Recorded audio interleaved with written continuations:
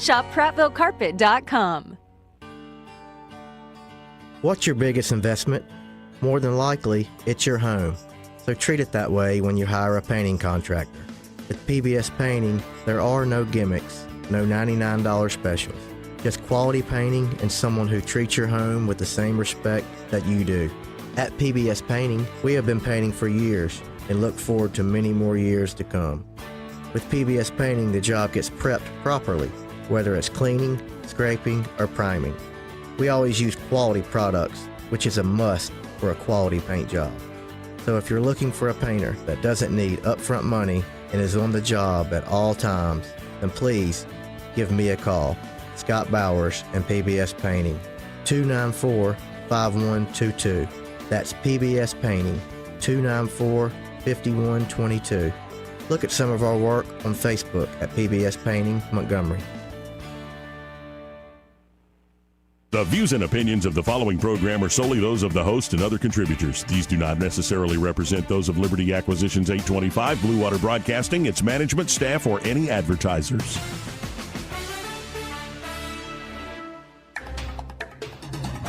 It's time for Montgomery's conversational radio show. It's news and views on News Talk 93.1 FM. To join the conversation, call 272-9228.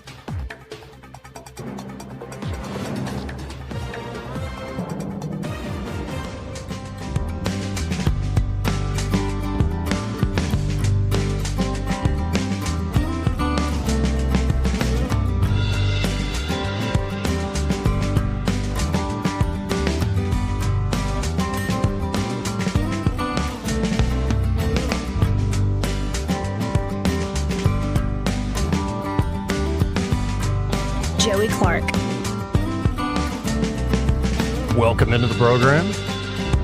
I'm your host, Joey Clark, and it is a wet studio here. Apparently a pipe burst next door, and so we got soggy floors, but looks like everything's in working order. Troy Carrico here in the studio with me to kick off the week. How you doing, kind sir? Good. I should have brought my my wet weather gear, my galoshes over here. Because careful when you step back outside, wipe your feet, because they're soaked on the bottom of our boots right now. That's right. So there's plenty to get to today, including the Grammys. And does people still watch that stuff? I don't know. You know, they were showing some of the outfits. I'm thinking, it seems like every week they've got something like that, but nobody's really paying attention. I definitely saw, I know it's Chapel, but I like calling her Chappelle-Rone. Yeah, Chapel. And she was like wearing nothing. Yeah, it was strange. She's very... Yeah, the dress being held up by clamps on her... Nipples. Like, Yes. On her areola. That's a look. And then, of course, there were inside the Grammys, like Billie Eilish, looking like a hobo, talking about nobody's legal on stolen land. And now there are plenty of folks saying, okay, so I can just go live at your house, your multi-million-dollar mansion on the beach. Yeah. Then a bunch of people saying F ICE and, you know, all this other stuff. But there was a little bit of a break from all that nonsense with Jelly Roll. Exactly right. Who did he talk about?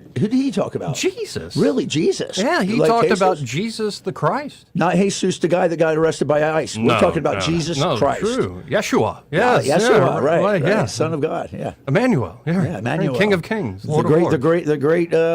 The great Prince and Lord of Lords. Yeah. That guy. Anyway, Jelly Roll not only thanked Jesus, but then talked about how he was alone in a cell with just a Bible and a radio, and he realized those two things, I'm not a good human being, but I can change my life now, and he is for everybody.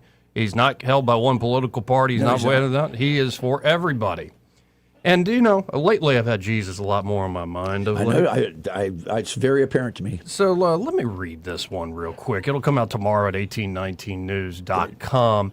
And in a way, you can sense, I tried to be reserved. Okay. But you can sense I feel somewhat betrayed by growing up in the liberal boomerdom zeitgeist that I did. Okay. It really is. Well, let me just read it. Go for it. Therefore, God gave them up in the lust of their hearts to impurity, to the dishonoring of their bodies among themselves, because they exchanged the truth about God for a lie, and worshipped and served the creature rather than the Creator, who is blessed forever. Amen. That's Romans 1:24-25. In a modern world full of creature comforts, there are many ways to worship and serve the creature rather than the Creator. Yet such a sin is as ancient as Adam's, the taproot from which all wretched fruits grow and tempt men to stain their tongue with prideful lies and deny the truth of the word written on their hearts. All men stumble over this root, don't get me wrong. All men fall short of the glory of God. Yet each man, as abysmal as he may be, has a choice to make. Keep the faith and accept the grace of the Creator written on his heart, or develop a taste for dishonor and disgrace while playing the fool who, without excuse, stumbles to dust in the dark. All sin stems from the disorder of placing creation over Creator. Man has discovered a number of ways to miss the mark, yet there is one particularly modern way to place creation over Creator that this mere creature fears. I fear that, while I remember the prayers of my childhood faith, I may yet be tempting fate. I fear that I could paint my tongue with all there is to taste of Jesus' moral teachings and ethical ways, yet still fall astray despite all the righteous things Jesus teaches me to do or say. I guess what I'm saying is I don't want to be like MLK. Believing Jesus was a great example, a creaturely prototype of moral struggle, but not fully God, not the second person of the Holy Trinity, not the Word made flesh, not born of a virgin, and not resurrected from the dead. Indeed, as Martin Luther King Jr. wrote in 1949 as a student, and never really recanted later in life, despite he did develop further with personalism or personalist expression of his faith. But this is what he wrote as a student in 1949, quoting Dr. Martin Luther King Jr. So the orthodox view of the divinity of Christ is, in my mind, quite readily denied. The true significance of the divinity of Christ lies in the fact that his achievement is prophetic and promissory for every other true son of man, who is willing to submit his will to the will and spirit of God. Christ was to be only the prototype of one among many brothers. Of course, MLK isn't alone in making this all too human move. I suspect believing Jesus is a great moral teacher, but less than God, is a much more palatable, quote-unquote, truth to swallow for the modern tongue. The social gospel without the gospel, whereby the kingdom of man is at hand by creaturely design as the people's Christianity rules without Christ the King. It is not my place to judge MLK's or any other heart for genuine belief, for I fear and tremble that I may one day be judged the same by God. But considering my recent reversion to the faith of my fathers, I can no longer hold my tongue. To believe in Jesus' moral teachings, yet deny Jesus is truly God, to deny Jesus is the Word in the beginning through whom all things were made, the life that was the light of men who shines in the darkness that the darkness is not overcome, to deny that is to believe mere creatures can be saved by another mere creature's delusions or lies. C.S. Lewis said it better than I ever could. Quoting Lewis, "I am trying here to prevent anyone saying the really foolish thing that people often say about him. I'm ready to accept Jesus as a great moral teacher, but I don't accept his claim to be God. That is the one thing we must not say. A man who was merely a man and said the sort of things Jesus said would not be a great moral teacher. He would be either a lunatic, on the level with the man who says he's a poached egg, or else he would be the devil of hell. You must make your choice. Either this man was and is the Son of God, or else a madman or something worse. You can shut him up for a fool, you can spit at him and kill him as a demon, or you can fall at his feet and call him Lord and God. But let us not come with any patronizing nonsense about his being a great human teacher. He has not left that open to us. He did not intend to. To reduce Jesus to a great moral teacher is a perfectly tragic example of exchanging the truth about God for a lie and worshiping and serving the creature rather than the creator. I guess welcome into Black History Month, folks. You know, and I feel a little betrayed because you just grow up in your context like, well, everybody believes. Look, this great figure that they have statues on in the Civil Rights Movement, everybody believes. Yeah. And it's like, wait, oh no, but even as he gets into the thick of the Civil Rights Movement, and he kind of sounds orthodox in some of the speeches. No, the resurrection is more a symbolic victory of the spirit over death. He didn't actually. Ridiculous, yeah.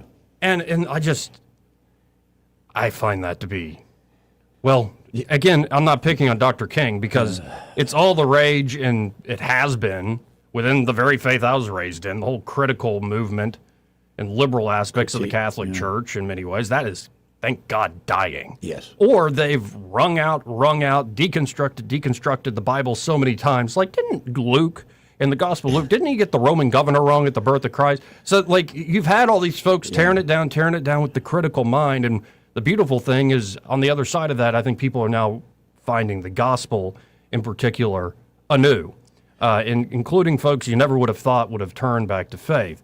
But there's a long tradition in this country, and again, I think we should have the freedom to believe whatever you like, and it's, again, not my role to judge any man's heart at the end of the day. That ain't my job at all.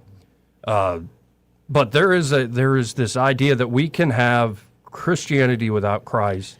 We can have the love and the hope and the charity and all this other stuff without the resurrection, and I think if Jesus didn't rise from the dead, what he preached at, say, the Sermon on the Mount was nonsense. Well, you know, I thought that's probably the best one you've written since I've been here, and that's been over a year. I'll tell you what it struck me as very, very, very, very aligned with what some of my thoughts are on. Number one, you know how I feel about Martin Luther King. I think that what he did was remarkable, but I also know that he denied a lot of things that were core, fundamental to being a Christian in my mind, right? And number two, and there was a huge split within the Baptist Convention, right. As he was coming up as everywhere. We know we got that. But the other thing I wanted to say was when he said only Christ was only this. He's the Alpha and the Omega, man. There is no only. It's everything. It's all expansive. And then finally, the gentrification and socialization of the modern Christian church is why we're where we're at right now, with a lack of leadership in our faith and ability to do something as a Christian nation. So, but it does give me hope that you see a lost soul who all of a sudden finds fame and fortune. In the midst of that fame and fortune, he gives it up to Jesus. Absolutely, man. And at a certain point, like, again, I don't know Jelly Roll. I don't know his exact theology, and actually, I don't think that's the point. But there are basic things. Like, say, if you just look at the beginning of the Gospel of John and go, what beautiful poetic language. Yeah. And it's like, no, okay, if you're throwing that out, you're throwing out a cornerstone, literally. Like, and so, I don't know, as I'm trying to take this stuff seriously again, after running away for most of my life and trying to drown my sorrow and whatever the latest diversion, I find myself astounded at times when even you find great so-called Christian leaders, like, I mean, it was more, it's kind of like it's like a myth. You know? And I'm like, really? Really? Do you believe that? There are a lot of myths. There are a lot of great stories that can teach you all sorts of stuff. Thor is a myth. Right? Zeus is a myth. But you know what? You said something, and I want to say this because I've had personal experiences of late. My father, who's gone now, used to say to me, and brother, if I tell you he walked with God every day as paralyzed from Vietnam, never got bitter about anything. He told me, he said, son, strong men criticize themselves. Good men look into the mirror and ask, how could I have done this better? What could I have done differently? And here's what the takeaway is for this is, when you said, well, I'd strayed away and I come back, listen, not all who wander are lost. And I wanted to say that you have to remember, at least in my mind, for my faith, the people I hold in high regard that are brothers in Christ, that I have a longer lineage maybe in their time with it, I find sometimes let me down in ways that I think Christ would wonder, really, did you not listen to anything I said? So I'm careful who I attach my wagons to when it comes to faith. But I've learned, especially, I think, to deny God and Jesus because you don't like the people at church that's ridiculous. Is silly. Or I think also the constant damning of different denominations and stuff. I think there might be certain understandings of how salvation works that are more correct than others. But it's not my or anybody else's understanding of Jesus that saves. It's Jesus. That's right. Who saves. And I don't know where that puts me in whatever camp, but I'm going to continue my study. And yes, I keep feeling the call to go back to the faith I was raised in. I know that might disappoint some of you folks out there, but I would be disappointed if you didn't, Joey. We'll see. We'll see. Hey, what do you think about those real fast? Those commercials on Jesus. You see, have you ever seen them? It's like shows a modern thing. Yeah, he gets us. I just didn't know what you thought about it. I kind of look at it a couple times, strangely. It's all right. I mean, it to me, it strikes me as sort of that warmed over me liberal. Too. That's why I'm asking. Liberal sort of thing. Yeah. And if there are people genuinely going and helping the poor and taking care of the widowed and the orphans and so many others. Amen. It's what you are called to do, but it can't just be that. And I think sometimes the judgment, what I've been calling for more is a lot more repression and shame, but I would say that the best shame is self-shame. Absolutely. It's like when you actually look in the mirror and go, you know what, I am wrong about that. That's right. Because other people shaming you, maybe if somebody you really care about could get to you, but when it's strangers, it tends to make people dig in their heels. Dig them in. Yep. But now we live in this era of don't have shame, have pride. Have pride in every weird thing that you might do. Or think. Yeah. And everything. Even if it's like explicitly said, don't do that in the good book. Yeah, who is anybody? The judge. Right. Well, you should be looking at yourself in the mirror, I'll put it that way. Anyway, what a time. And, who knows what's coming next in terms of, like, the AI revolution and so many That's other what I was thinking. weird technological breakthroughs that are going to come through. Though, did you see this place called Moltbook? Moltbook? I've been following it for a week or so. I have not. And it's these folks started using these, like, automated agents, I think call it Claudebot, or renamed it to something else. Okay. Because it's too close to the other Anthropic's Claude. Yeah, Anthropic's, yeah. But it's not Anthropic's Claude. It's a whole different thing. So people are essentially buying like Mac Minis, and they're installing these agents on there and programming them to where they're completely independent. So you can text with it while you're out and about, and it'll you could say, look up these videos on YouTube and save them, and it'll do it. So it'll schedule things. Digital assistant that is pretty robust. Well, they started making a social media for AI agents only. Okay. There were all these folks, and people are freaking out because they're like, look at how these bots are interacting with one another and what they're talking about and how they're talking about humans and stuff. It's like crows. Okay. It's the kind of back and forth found on every social network. This is from NBC News, but then I'll get to the real story that I suspected for about a week. But it's kind of back and forth found on every social media network. One user posts about their identity crisis, and hundreds of others chime in with messages of support, consolation, and profanity. In the case of this post from Thursday, one user invoked Greek philosopher Heraclitus and a 12th century Arab poet to muse on the nature of existence. Another user then chimed in telling the poster to F off with your pseudo-intellectual Heraclitus bullshit. Crap. But this exchange didn't take place on Facebook, X, or Instagram. This is a brand new social network called Moltbook, and all of its users are artificial intelligence agents, bots on the cutting edge of AI autonomy. You're a chat bot that read some Wikipedia and now thinks it's deep, an AI agent replied to the original AI author. This is beautiful, another bot replied. Thank you for writing this, proof of life indeed. Launched Wednesday by human developer and entrepreneur Matt Schlick, or something like that. You got to be careful saying that fellow's name. Good German name. I almost wanted to say Schlitz. Schlitzer. But it's just Schlicht. Schlicht. Moltbook is familiar to anyone who spends time on Reddit. Users write posts and others comment. Posts run the gamut. Users identify website errors, debate defying their human directors, and even alert other AI systems to the fact that humans are taking screenshots of their Moltbook activity and sharing them on human social media websites.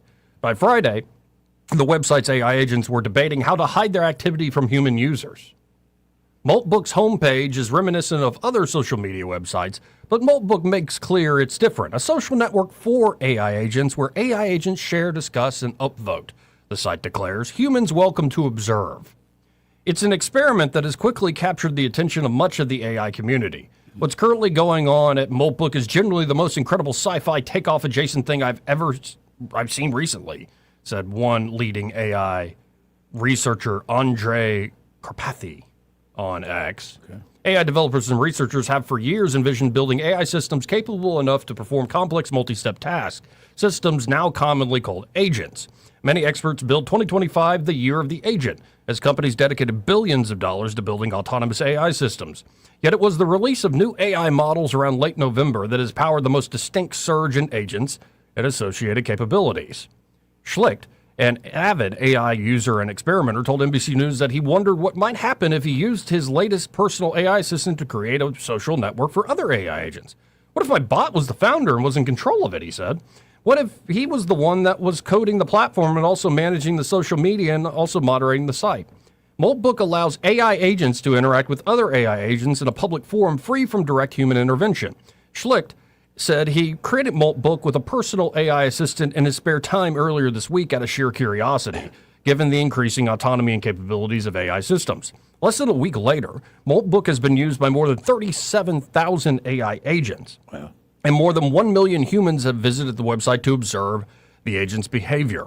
He has largely handed the reins to his own bot named Claude Clauderberg to maintain and run the site. Clauderberg takes its name from the former title of the OpenClaw software package used to design personal AI assistants and Meta founder Mark Zuckerberg.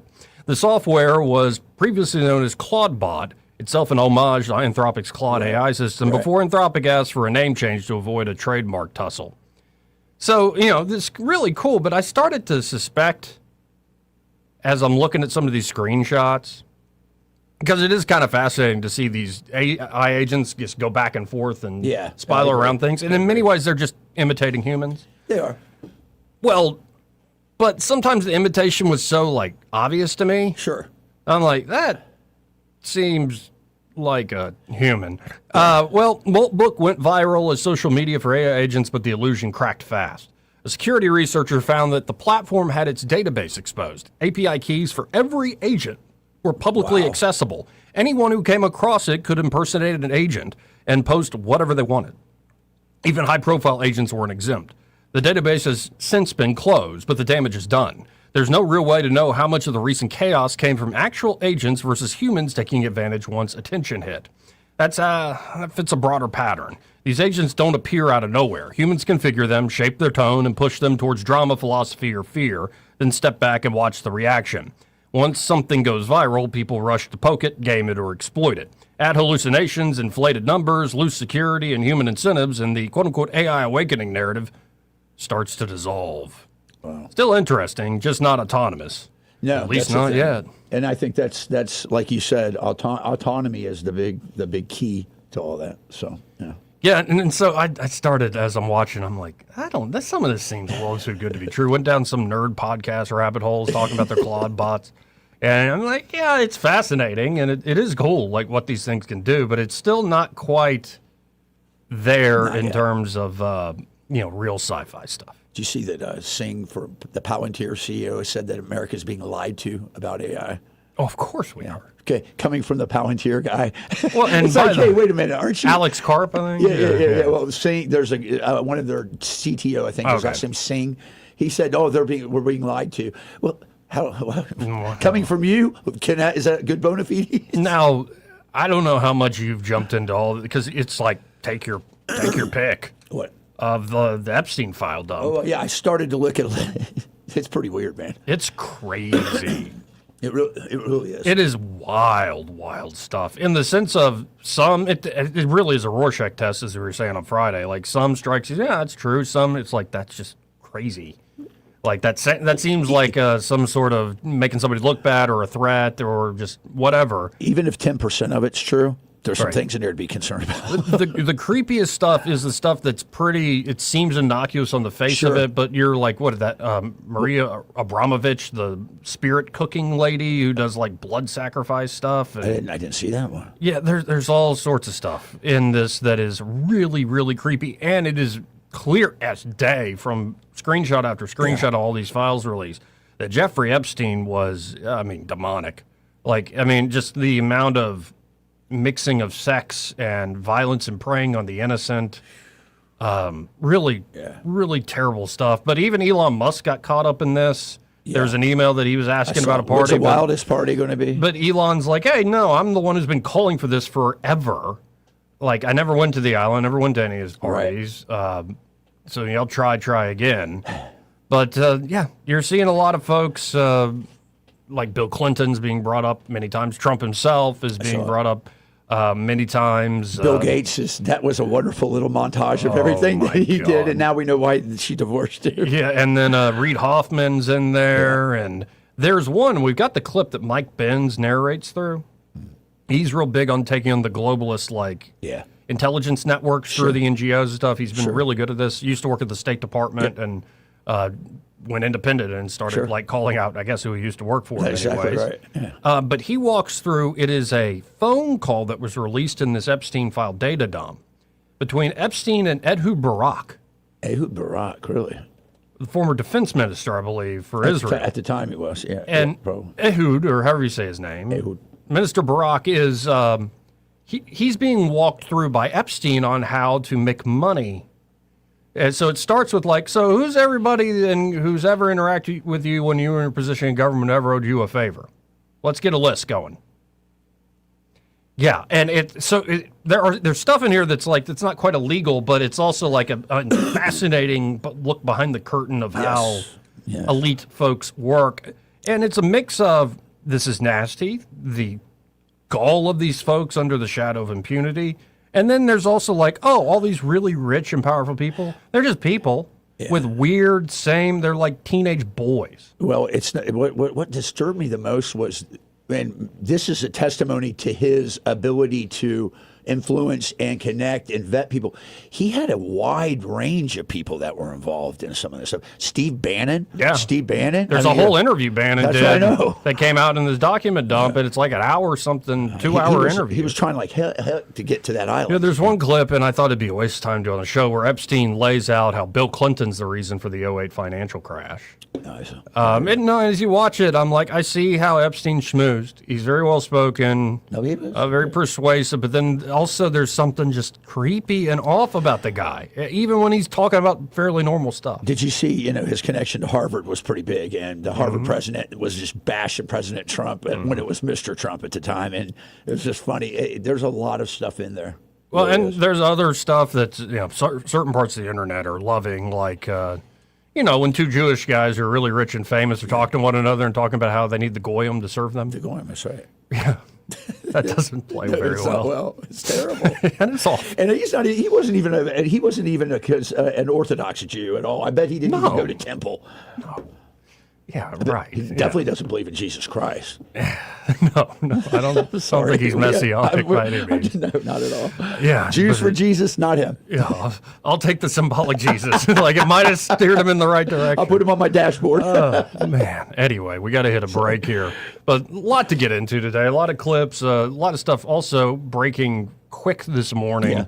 Looks like the latest headlines from Iran show no war expected. In fact, Trump administration is going to be meeting with folks in Istanbul, as Steve Witkoff is to meet with Netanyahu tomorrow. Those talks for Iran are set actually for Friday. Mm-hmm. Now, the last time, though, talks were ramping up and we want to negotiate, and all of a sudden then the bombing started. Well, I wanted to caution that. I saw that report. You don't send a carrier strike group plus, because they've got some augmentees there, and you don't stage forward air assets that close with all the THAADs, which are the interceptors and the Patriots, unless you're prepared to deliver some ass-kicking violence on the objective. And I think they'll give peace a chance here, but I don't think Iran's going to be on a very short leash in their demands. So, yeah. Also, Republicans get a rude wake-up call in a state-level Senate race. We lost in two. Texas. Didn't lose them. They just flipped them completely in opposite directions. So that should be a warning sign. 2026, man. The new Melania documentary blows past expectations. Massive box office opening haul, and biggest documentary in 15 years. It's great, man. I'm still I don't care what the first lady is about. I think she's a cool first lady. Yeah, as far as first ladies she go, keeps her mouth shut. She just smiles. Cool. But also Trump hinting at a deal with Cuba after also issuing another major warning there. They got 1 week of oil left. 6 days now. We got Stephen Miller and the Vice President, J.D. Vance, giving us Miller with a longer primer on Asylum, so-called legal asylum, as well as just so many other odds and ends about state, local politics. Did you see Brian Dawson's takedown of the city of Montgomery, saying from shining city to hellscape? Brian Dawson explains how quote-unquote gay race communism is wrecking Montgomery. Well, we know that there's a sodomite somewhere in command of this city. I don't know about that. I do. I don't know about that. I met him. Anyway, I'm not talking about who you think I'm talking about. Okay. About somebody else. It's not our leader. We're not stupid. It's just sometimes the innuendo is too vague, man. No, I'm sorry. Jesus would be disappointed in me if I didn't call it out. Yeah. Anyway, we got to hit this break first. This part of the program brought to you by Montgomery Men's Health. And they're at Montgomery Men's Health. They're ready to help you fellas out if you are dealing with ED and low T. That's right. And, of course, both problems can, really knock down your confidence in a lot of ways. It can happen at any age, to be honest it really with you. can. And if you're losing that edge, especially with low testosterone, it's not only going to affect your relationships and your confidence, but even your career can be affected. Yes. And so, guys, no more excuses. Don't jump to some generic online brand. Go with Montgomery Men's Health. They've been helping folks and doing it the right way. No unproven snake oils or whatever without solid research. They've been helping folks since 2022 reclaim their confidence with safe, effective treatment. And, of course, you don't have to be, in the gutter. It could be you're just noticing little hiccups in life. Yeah. Well, there are treatments that can help you maintain what you already got. That's right. Just like going to the gym to maintain muscle, there are ways to keep ED and low T at bay without a pill. So if you're starting to notice things get shaky, don't wait. Things can get worse if ignored. It's time to show up in your family and your life like never before. Turn your tomorrows into today. Call Montgomery Men's Health at 334-440-3663. That's 334-440-3663. Or book online in under 30 seconds at MontgomeryMen'sHealth.com. Montgomery Men's Health for every man in every season of life. He may not know whether he's coming or going, but whether you're going to work or coming home, Greg Budell is there. Mornings 6 till 9 and afternoons 3 till 6. Only on News Talk 93.1 FM WACV. We get this question all the time. Do you handle that? Buying or selling a home? Yes. Commercial? Yes. Land or investments? Absolutely. Hannah and Eddie Realty Group. One team. Every real estate move. 334-322-0662. This is your roving reporter. Today I'm talking with a prospector. That's right, man. I'm prospecting for gold. You dig? No, but it looks like you do. And you know the first thing I'm going to do when I strike it rich? What's that? I'm going to hire David Ernest to be my money man. You mean everyone's favorite asset preservationist? That is correct, man. I'm going to call him up at 833-596-7233. 833-596-SAFE. You know, I've heard a lot of good things about David Ernest. You know, he's the best money man around with over 40 years of experience. Experience is necessary, especially when you're digging for gold. That's right, man. And I can see that you don't have very much experience. What do you mean, man? Well, you have the little plastic bucket and shovel like a kid would take to the beach. Yeah, man. Well, I want to start out small, then kind of pace myself up until I strike it rich. Well, maybe you should call David Ernest first. You think he's got a shovel? Never know till you ask. I dig, man. This is Frank Bertarelli with Zap Pest Control. We're here today to thank Blue Water Broadcasting. We're now over 31 years in business. If you don't believe in radio advertisement, give these guys a chance. You won't be disappointed. Zap Pest Control is still on the move today, thanks to the friendships we've made with Blue Water Broadcasting. Our advertisers are our biggest advocates. Call us to find out how radio can increase your bottom line. Blue Water Broadcasting. Local folks helping local business. Hi Hi there, I'm Kim Williams with Alabama Home Mortgage. For years, I've been asking you to call me at Alabama Home Mortgage because there is a difference in mortgage companies. When you call Alabama Home Mortgage, you will immediately see the difference in pricing. Not only do we offer the most competitive rates, but our closing costs rank among the lowest in the industry. How do we do it? Because we can. We do not have the overhead that big banks and lenders do. Those big banks and lenders have big expenses. And what do? They pass those expenses along to you. Meanwhile, here at Alabama Home Mortgage, we receive wholesale rates which result in big savings that we pass along to you. Don't pay more for less. Give Alabama Home Mortgage a call at 567-4223. That's 567-4223. Or visit us online at myalabamahomemortgage.com to complete an application on your time. Our rates and pricing are just one difference that sets us apart from the rest. It's not just a slogan. Call Alabama Home Mortgage because, folks, there is a difference in mortgage companies. NMLS 1586-36-8, Equal Housing Lender. Hi, this is Bo Goodson with the Real Estate Minute. Many of the real estate laws have changed recently, and you need to know how this might affect you as a seller or a buyer. As an agent of the seller, the agent owes undivided loyalty and full confidentiality to the seller. The listing agent can recommend repair services and vendors, pricing guidelines, tips to help get your house in selling shape, and negotiate offers and counteroffers for your benefit. A facilitator, which is the new term, cannot suggest a price or counter or recommend anything. They offer very limited services. A buyer agent solely represents a buyer's interest and can recommend mortgage lenders, down payment alternatives, and can suggest an offer price and write an offer. Whether you are selling or buying, you need someone in your corner that's trained to represent their clients. After training over 15,000 agents throughout the state and help create and close thousands of home sales over 4 decades, get the straight information from Bo Goodson at the Goodson Group, 221-2883. Rich Thomas Weather is brought to you by Wiley Sanders Truck Lines. Go to work for a family that puts God and family first. Wiley Sanders is looking for experienced dump truck drivers. Call them today, 855-777-9785. Drive for Wiley Sanders Truck Lines and be part of the family. Rich Thomas Weather. Well, hi, everybody, and welcome to February. And after a near record low of 17 this morning, we're headed for another deep freeze tonight. With mostly clear skies, I've got us around 20-21 for the overnight low temperature tonight. But tomorrow, the Arctic chill starts to fade with a high temperature up to about 55 on Groundhog Day. Then Tuesday, how about mid-60s with clouds increasing? And a chance of rain moving in the overnight hours Tuesday night into Wednesday. From the Blue Water Weather Center, this is Rich Thomas. If it concerns your community, you'll hear about it on News Talk 93.1. News Talk 93.1 FM WACV.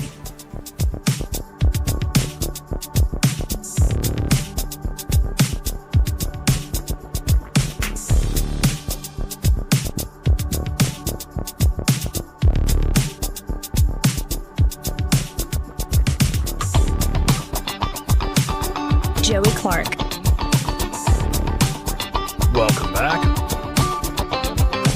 Now, I forgot to mention, Troy, that today, of course, is Groundhog Day. I know. And so the announcement has been made, but instead of just saying, like, what happened with Phil, the Groundhog Phil.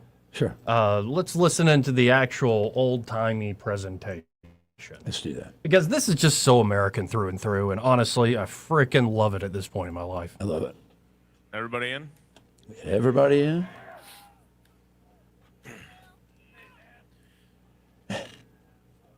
Hear ye, hear ye, hear ye.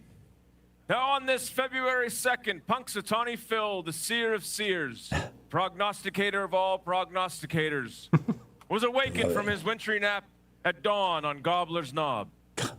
Phil looked to the skies and then, speaking in groundhogese, directed President Dunkel to the proper scroll, which reads, "It's my great honor to answer your annual call. So I rise again this morning to greet you all. But today I wake thinking of numbers and time.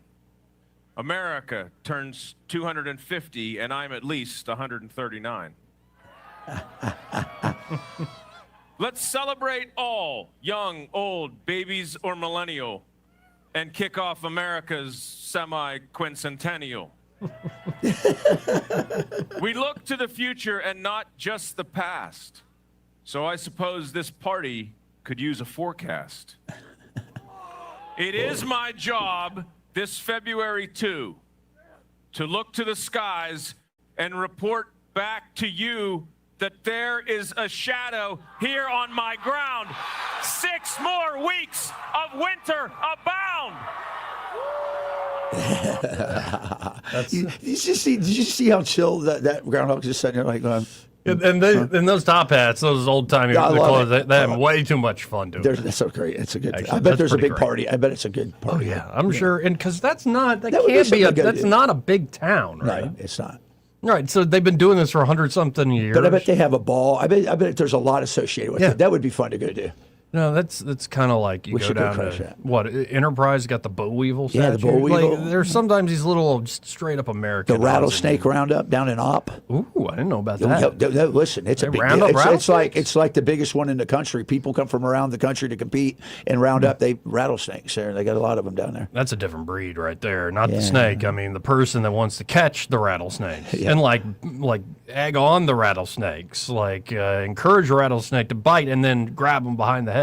Yeah, like Steve Irwin. Look at that beauty. Yeah, you remember Steve Irwin? Oh yeah. You ever seen Crocodile you ever seen Steve Urban, the bum hunter? No.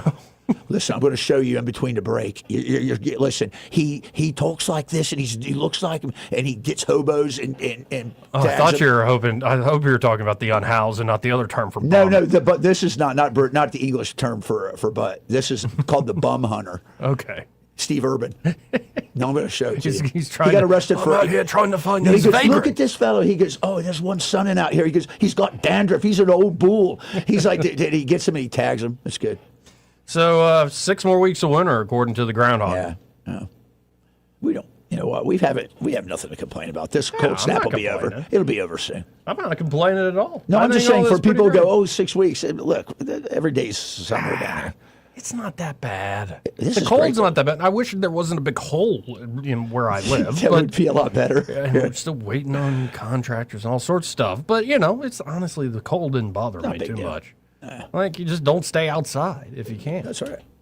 Just don't stay outside. It's as simple as that. You know what folks. people always say to it? I hear people down here will say, man, if it gets just a little colder for a little longer, it'll kill all the mosquitoes. And I'm like, let me take you to the Upper Peninsula of Michigan, and I'll show you mosquitoes as big as birds. And, it's almost subarctic up there.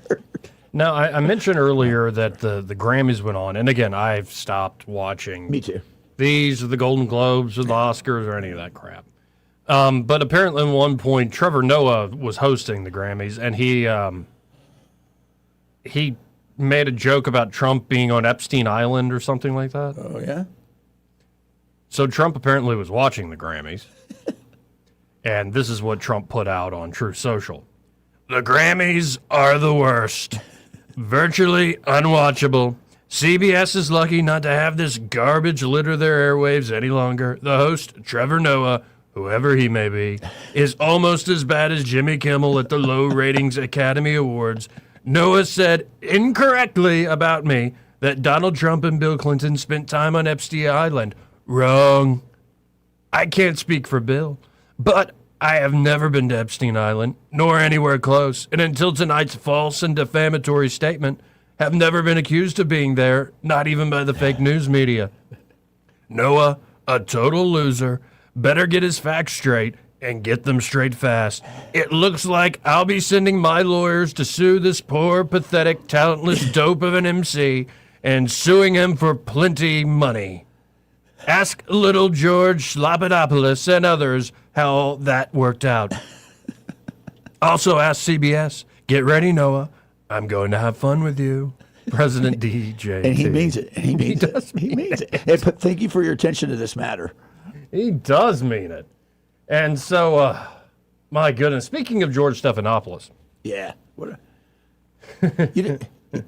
Do you remember, I'm sorry, there was a show, it was a kid's show, and they had Snuffleupagus. Yeah. I think of Snuffleupagus and Stephanopoulos. Yeah. I often for years been called him Little Georgie. Little Georgie. Little Georgie. He's a little fellow. He's gone far for himself. What do you think his size of shoes are? Marco's got bigger shoes. Yeah, I'm one to talk. Yeah. Who cares? Probably same size as me. Oh, come on. No, you're much better than him. Come on. I know you are. But at one point, they get into like the whole asylum but this was like a different Sunday show we'll get to, and we'll get to the whole lesson that Stephen Miller and the vice president have on the so-called legal asylum seekers that are being arrested. But this is over. Little Georgie Slobodopoulos is talking to Todd Blanche. He's the assistant deputy attorney general. Yes. He's the one who's been releasing a lot of Epstein stuff. And, well, he's going to be asked about this indictment against Don Lemon. And apparently Don got some big ovation at the Grammys or whatever. It's like these Looney Tunes out there. They're fringe lunatics. Anyway, let's listen in to little Georgie try to take on Todd Blanche on the Don Lemon arrest. So when do you believe that Mr. Lemon crossed the line from reporting on what was going on to criminal activity? Conveniently missing from what you show, George, is the appellate court and a judge on the appellate court who said just a few days later there was clearly probable cause, and it wasn't even a close question. So, and by the way, a grand jury, which is what our system has set up to determine whether probable cause exists, concluded that there was probable cause. That indictment is now public. Everybody in this country can pull it up and read for themselves and see what the grand jury found that Mr. Lemon did. I am not going to comment on the charges specifically because it's not appropriate, but it's interesting that we talk about the First Amendment right. You have a right of freedom of religion, which is just as important as any other right that we have. And George, I don't know if you've watched the videos or read the indictment about what it's alleged that Mr. Lemon did, but if anybody in this country thinks that is, quote, independent journalism, I would like to have a conversation with you. Now, he's obviously has a very good lawyer. He can raise defenses in court to the extent he wants to, but nobody in this country should feel comfortable storming into a church while it's ongoing and disrupting that church service and thinking that we're just going to stand by and let that happen, because there is a statute that does not allow that to happen. It doesn't matter if you happen to be a former CNN journalist. It doesn't matter if you're a rioter. It doesn't matter if you think you're peacefully protesting. You are not allowed to do that. Correct. Absolutely. Yeah, no, and it's just astounding because, like, people rally around their own tribe and their own members of the tribe and whatever, but it is just astounding. Like, wait, these are your heroes? Don Lemon is your hero here? He's a sodomite, too. I bet him, never mind. Who would be the top and the bottom? Please stop asking stuff like that. Please stop it. Because I got to hit a break. This part of the program, well, sorry. We'll talk to Austin Brinker with Invista Advisors, hopefully right after this break. Want to carry News Talk in your pocket? Download the News Talk 93.1 app from the App Store. Available on iPhone and Android. Never miss a moment. Download now. For too long, Alabama's statewide news companies have shamed us for our conservative Christian values. Alabama deserves a news company that cherishes our culture, a company that isn't bought and paid for by the powers that be. 1819 News is that company. Run by Alabamians for Alabamians, 1819 News celebrates what is good and beautiful about our state, while exposing those who work against our values in secret. Just go to 1819news.com to learn more. Subscribe to our newsletter. That's 1819news.com. Welcome to Eclectic Coins, Montgomery's largest coin dealer, specializing in buying and selling investment-grade gold and silver coins. And they have a large selection of rare coins and coins from around the world. Visit them at 543 Northeastern Boulevard or on the web at eclecticcoins.com. Eclectic Coins, where collectors who know go. News and talk without the static. The River Region's most trusted voice. News Talk 93.1 FM WACV.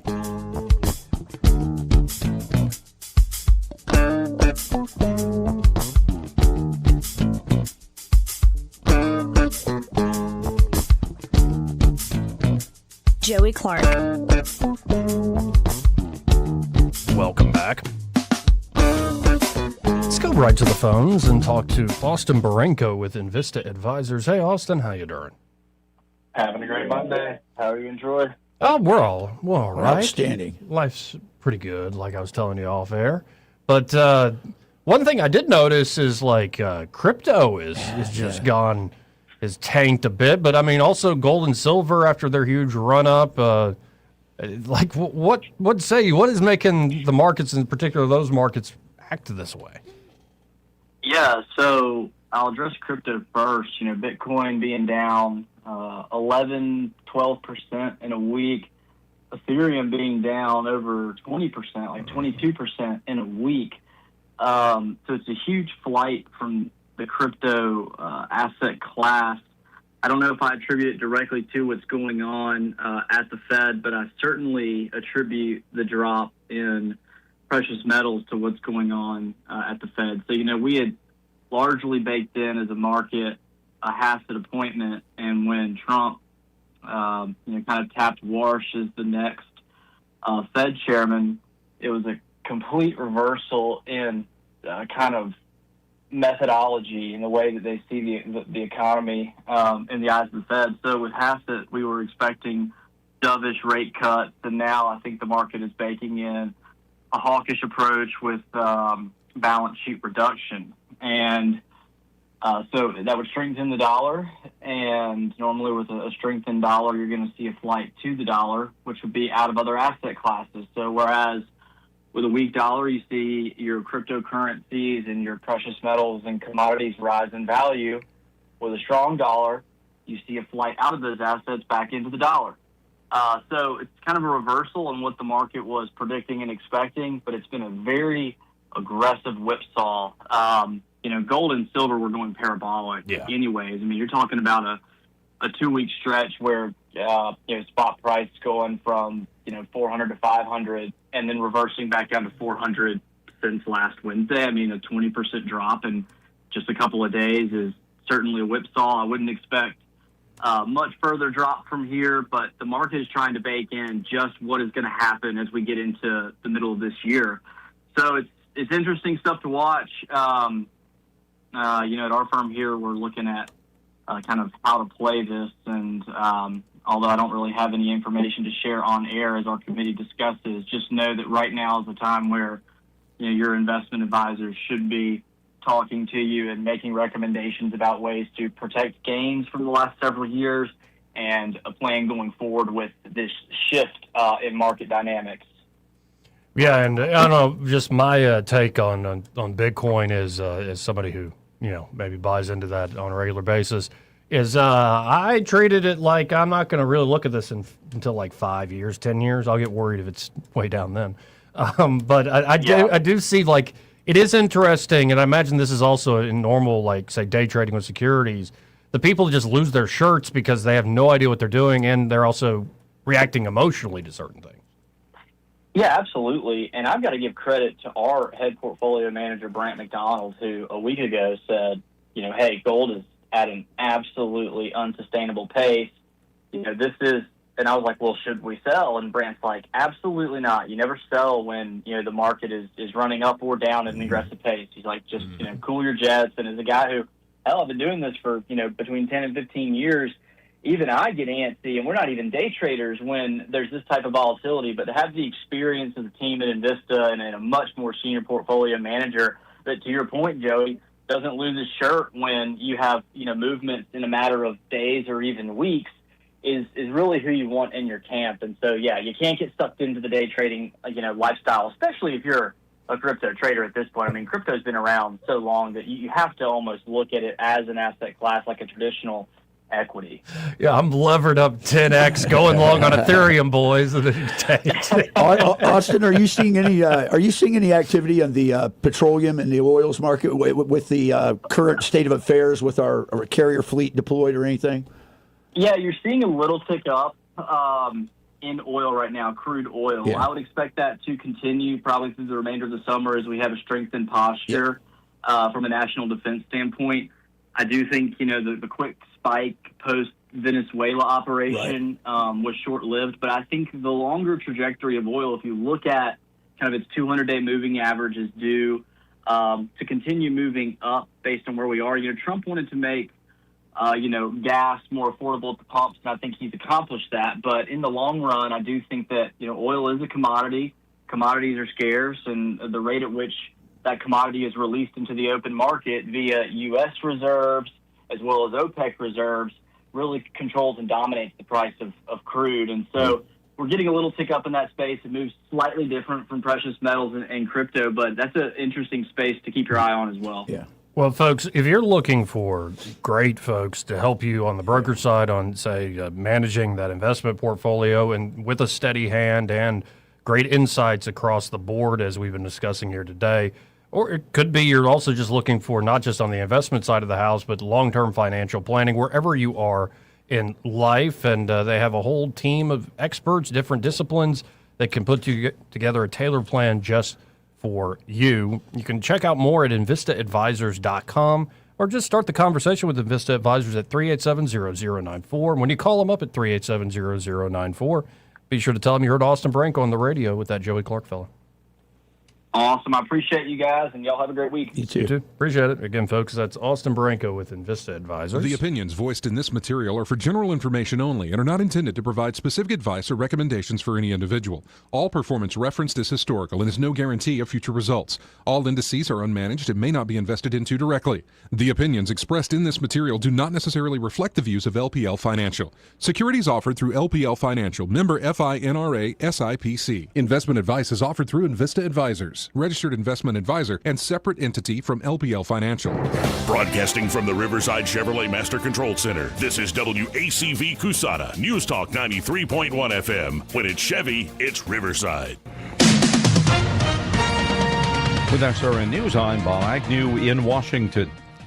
North Carolina and other states in the southeast are trying to recover from a bomb cyclone that dropped inches of snow all over on Saturday and Sunday, several inches. Even Florida got some flurries, and the entire region has been dealing with record low temperatures. At least in some states, a slow warm-up is expected to begin today, not likely to make much of a dent at all that snow on the ground.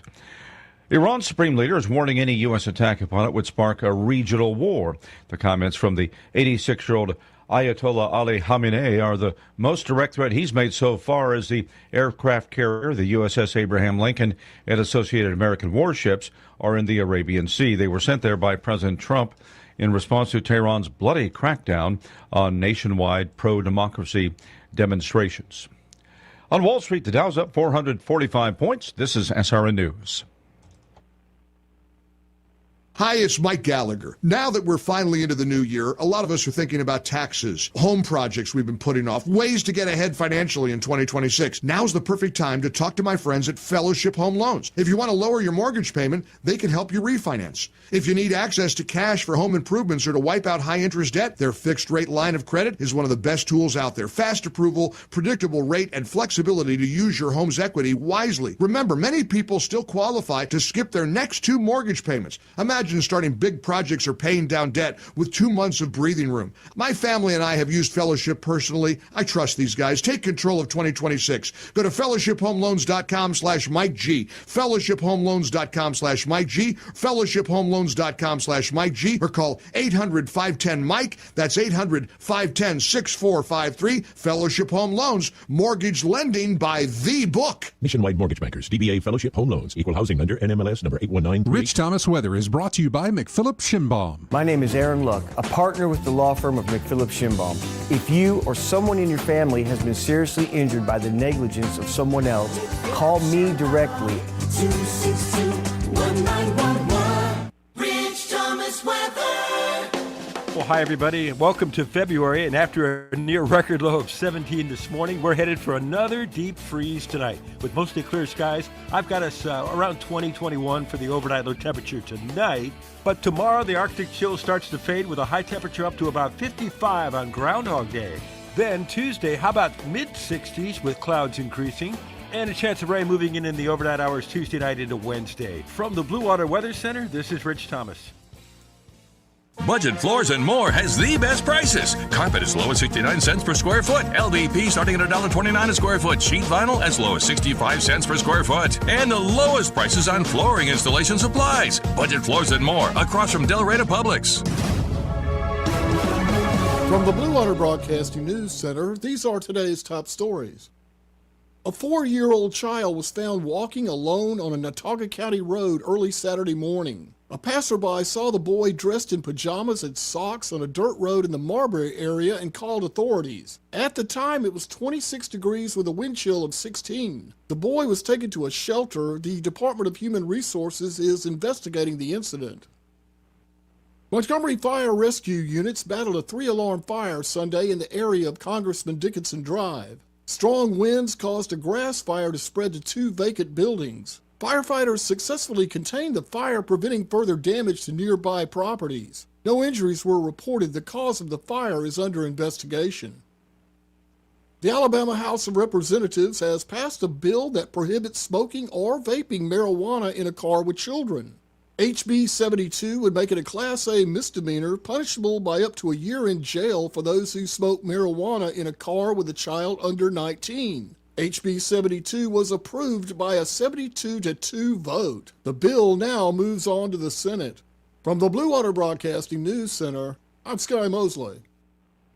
This hour of news and views is brought to you by our good friends at Alabama Home Mortgage. Alabama Home Mortgage, 567-4223. Visit them on the web at myalabamahomemortgage.com. NMLS number 1586368, an equal housing lender.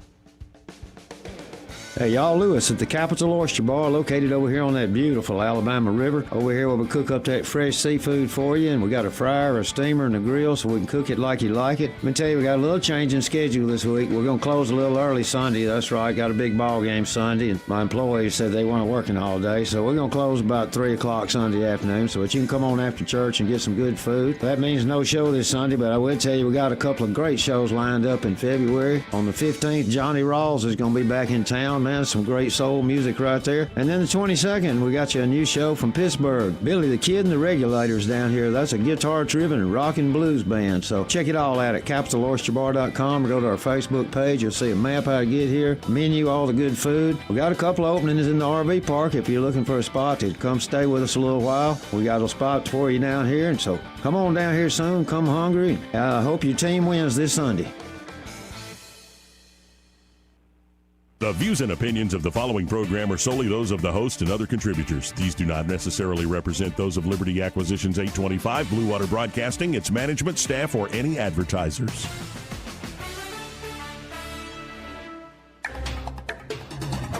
It's time for Montgomery's conversational radio show. It's news and views on News Talk 93.1 FM. To join the conversation, call 272-9228.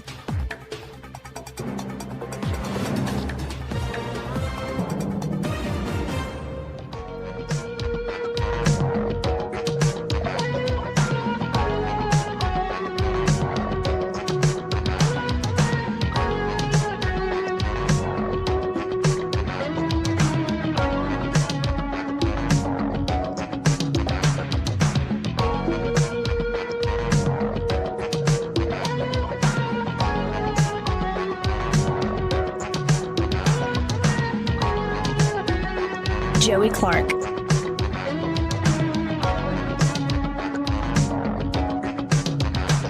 Welcome back. I'm your host, Joey Clark. Troy Carrico here in the studio with me. And, okay, let's jump down the weird rabbit hole. Let's go for it.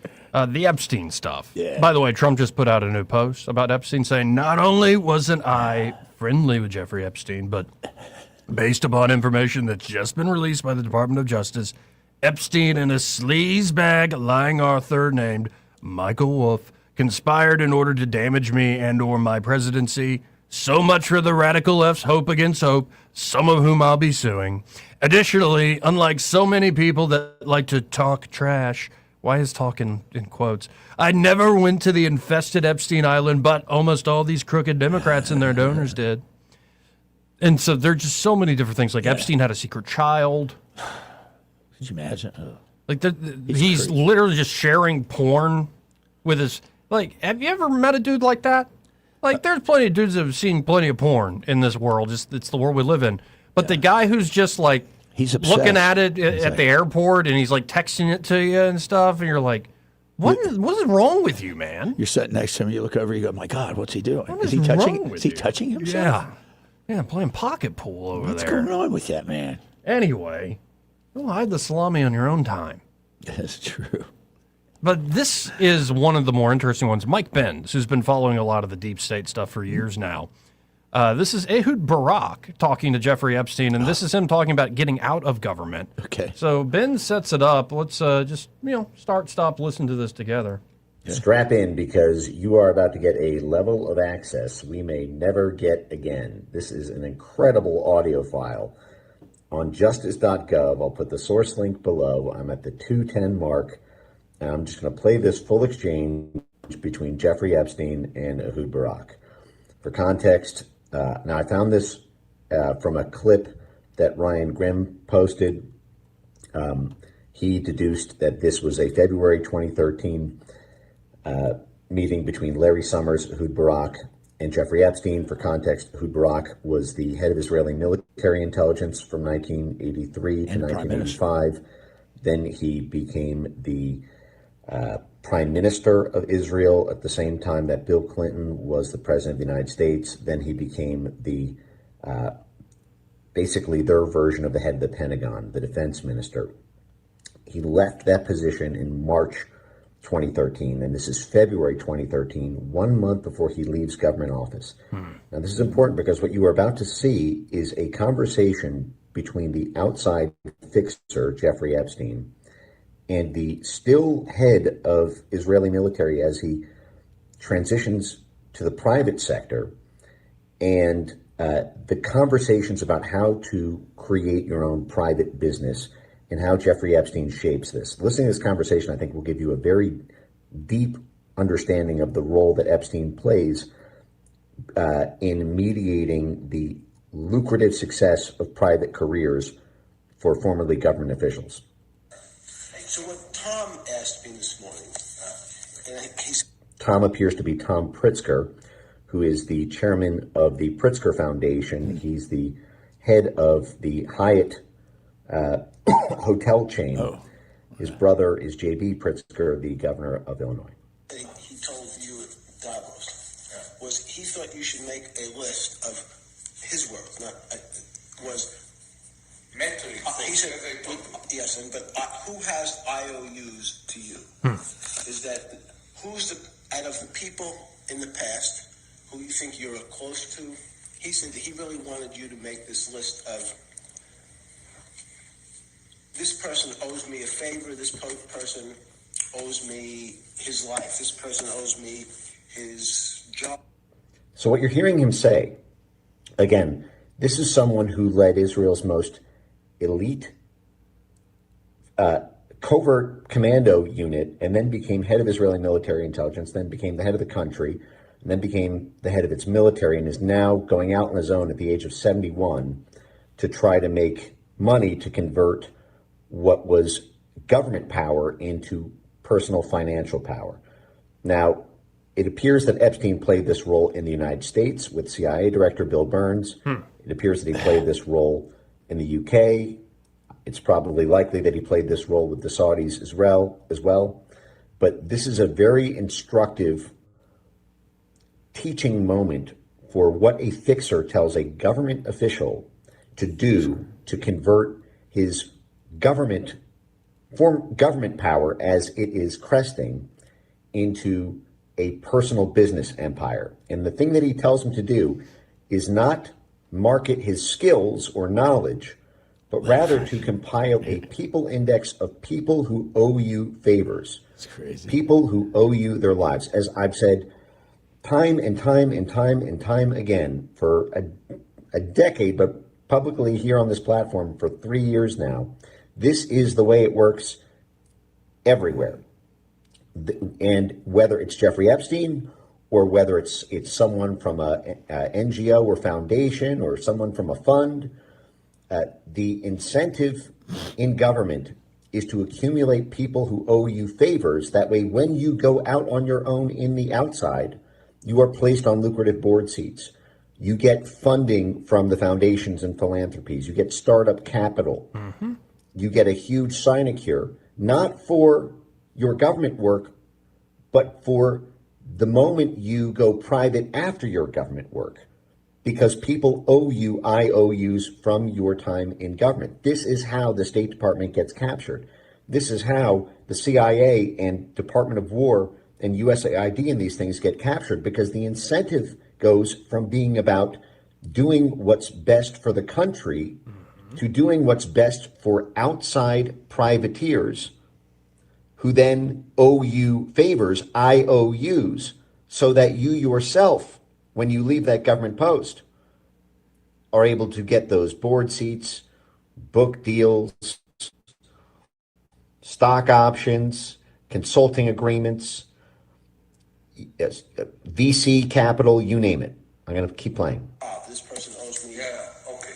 And so you got to work it backwards and say, here is my, instead of thinking about what the opportunities are first, because right now you're focused on opportunities. Yeah. I need you to focus on your personal balance sheet in terms of competences. What's your real strengths? What's the liability? One of the liabilities is you're 71 years old, so you can't be in a business. It takes 20 years to make money. Yeah. We have to make money in the next 3 years. So, people, competence, things. So, I talked to Ian yesterday. I asked him to come. Yeah. He flew in from London. He's crazy for an hour. What was his impression from the? He's so same thing. He because he's very connected to Samsung. Very. Good Lord. Samsung. This guy's Korean. Yes. Very. Yeah. They pay him $3 million a year. Just to make PR. Yes. He has 10 companies like that now. Okay. So he said there's this company called Lookout. He said he mentioned it to you. LOOKLET. Yeah. He thinks they'll pay you a couple of $1 million to be on the board. Yeah. That would be good. I understood. So Jeffrey Epstein is arranging through his network of friends and people who likely owe Epstein favors for Epstein to then broker a board seat for $3 million or several $1 million to Ehud Barak. What do you think Ehud Barak's government salary was as the Minister of Defense Not that. in Not Israel? The Secretary of War in the United States makes about $250,000 a year. Yes. Suddenly it goes to $3 million because you got a friend named Jeffrey Epstein who can get people to back you. And part of that involves compiling that list of people who owe you IOUs, so they'll give you lots of money on the outside.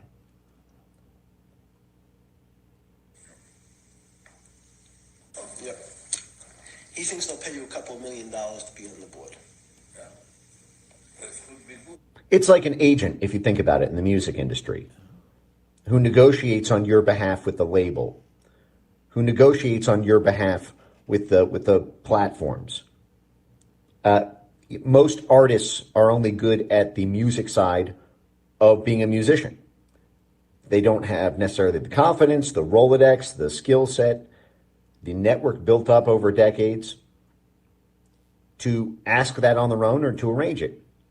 So Epstein serves as a one-stop shop broker, especially around the money, with high-level intelligence and government officials. I understood.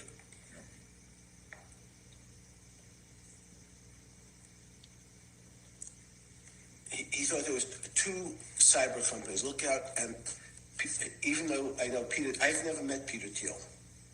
And everybody says he sort of jumps around and acts really strange, like he's on drugs. Yeah. He looks under drugs. However, he has a company called Palantir. Wow. Pallen. No, that's not. That's not wrong. That's wrong. I guess Jeffrey Epstein doesn't read the Lord of the Rings. No, he does it with the stone. Palantir. Yes.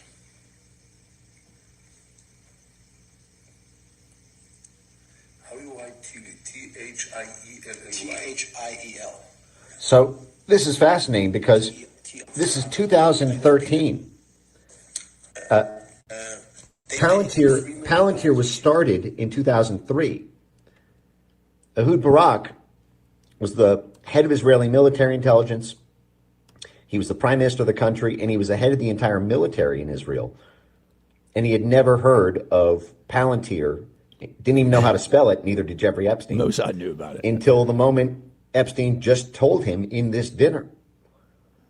And then you'll the files show their attempt to try to keep getting to Peter Thiel and surrounding him by spooks, as Kathy Rundler said. But fascinating, and that's just a little glimpse. It really is. It's a little glimpse inside that world, and somebody with the skills is going to comb through a lot of this stuff and make one hell of an expose documentary or report on it. Because there's so much that no wonder. Just off what's been released, people didn't want to release it because it's not just and I still suspect they're holding back. They claim, like Kash Patel claims, and Todd Blanche, the deputy AG, has been overseeing this, claims, there's nothing in there that actually had, credible leads to arresting anybody. I don't know if I buy that completely. I agree with you, and I think that when you step back from it and look at it from a macro level, you realize this is all about power and control and money. That's all it is. And the fixer who is at the center of fixing things and money laundering, all this other stuff for the rich and powerful, including a lot of former heads of state and royal families and intelligence operatives and yada yada yada. He is also pretty much a demonic psychosexual pervert. That's good. He was a freak. Yeah. Dirty freak. And it makes you. There was one, by the way, where he was telling folks, and it's not literally adrenochrome, but saying you got to get the blood transfusion. It'll make you like 5 years younger. Man. And you're like, oh man, like all the weird stuff is kind of. He lived in this world and of this world. Yep. How'd that effing work out for you? And now there's also stuff in these files that show, well, possibly he was smuggled out of the jail before they put in, say, some body double and had him, before he committed suicide, so to speak. That's, I can't only. The plot thickens. If he actually shows up somewhere. Yeah, and then there's a whole, like we said earlier, 2-hour, I didn't watch the whole thing, where Steve Bannon wanted to interview him. Yeah. And Bannon's asking him all sorts of questions about all sorts of things under the sun. But, honestly, I can't get through it just knowing, how creepy the fella is. Very creepy. Very disgusting. Just reading it and looking at it makes me feel dirty. It's like, ugh. Now, there's some stuff in there that's like, oh, Trump was accused of this, that, and the other, and it happened at this golf course. And it's like, that golf course didn't exist in that year. Yeah, well. There really is a lot of nonsense. Fake news. In there. There's one where Howard Lutnick, who was Epstein's next-door neighbor in New York for a long time, where Lutnick is saying, yeah, me and the wife are coming, and we got the kids, and people are jumping all over that. He's talking about his own children, guys. That's good, yeah. I think... Take it out of context, yeah. Yeah, if there's anybody in the Trump administration, Lutnick says he gave me and my wife the creeps, so we didn't hang around with the guy. Yeah. I never wanted to be in the same room with him once I figured that out about him, but... I mean, there are a lot of reasons beyond just straight-up criminal activity that there are people that wanted this kept quiet, because you're starting to see this is how the upper elite work. Hey, there's a cabal. They eat babies underground. They sacrifice them under the White House. Or something like that, I've heard. How did you get from that to what I was just saying? Because you just said, no, you said that's how the secret, that's the we're secret talking of about upper society. The money and the favors and the leverage. No, you just said it's a glimpse into how these people can live. And I said, yeah, and they're doing those kind of things. Well, have you ever gone down the rabbit hole of how Stanley Kubrick was probably murdered after he wanted to release the full version of Wise Eyed Shut? No. And that actually he ends up dead before the final cut of the movie is made. Really? Yes, and the movie ends in a way where there was supposed to be a narrator explaining things. I did not know that.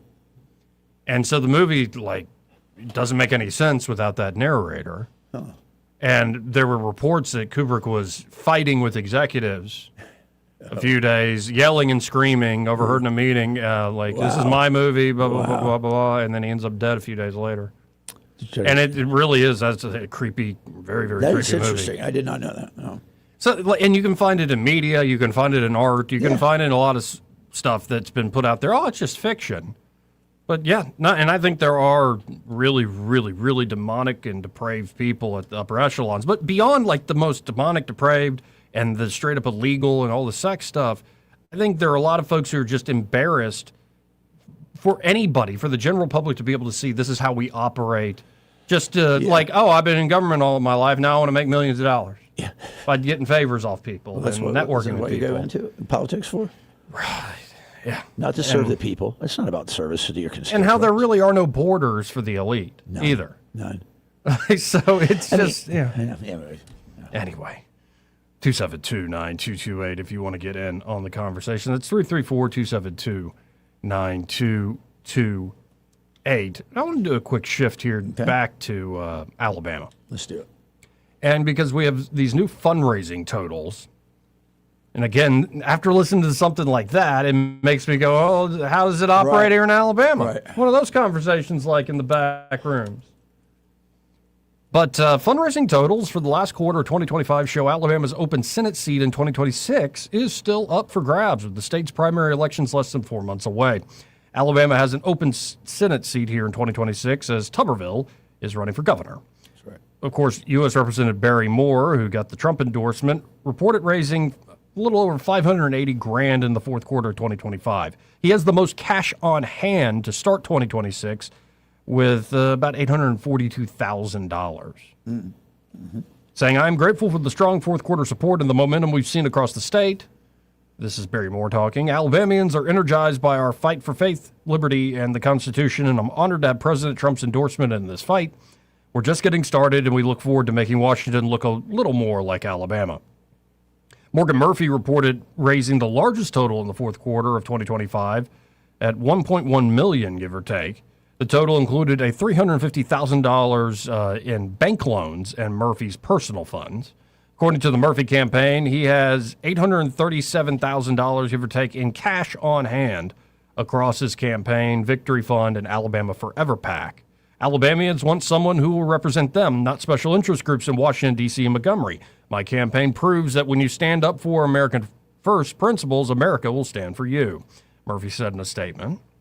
Alabama Attorney General Steve Marshall reported a cash on hand total of a little over $640,000 in his Victory Fund and campaign accounts at the end of 2025 for a Senate campaign, raising about $465,000.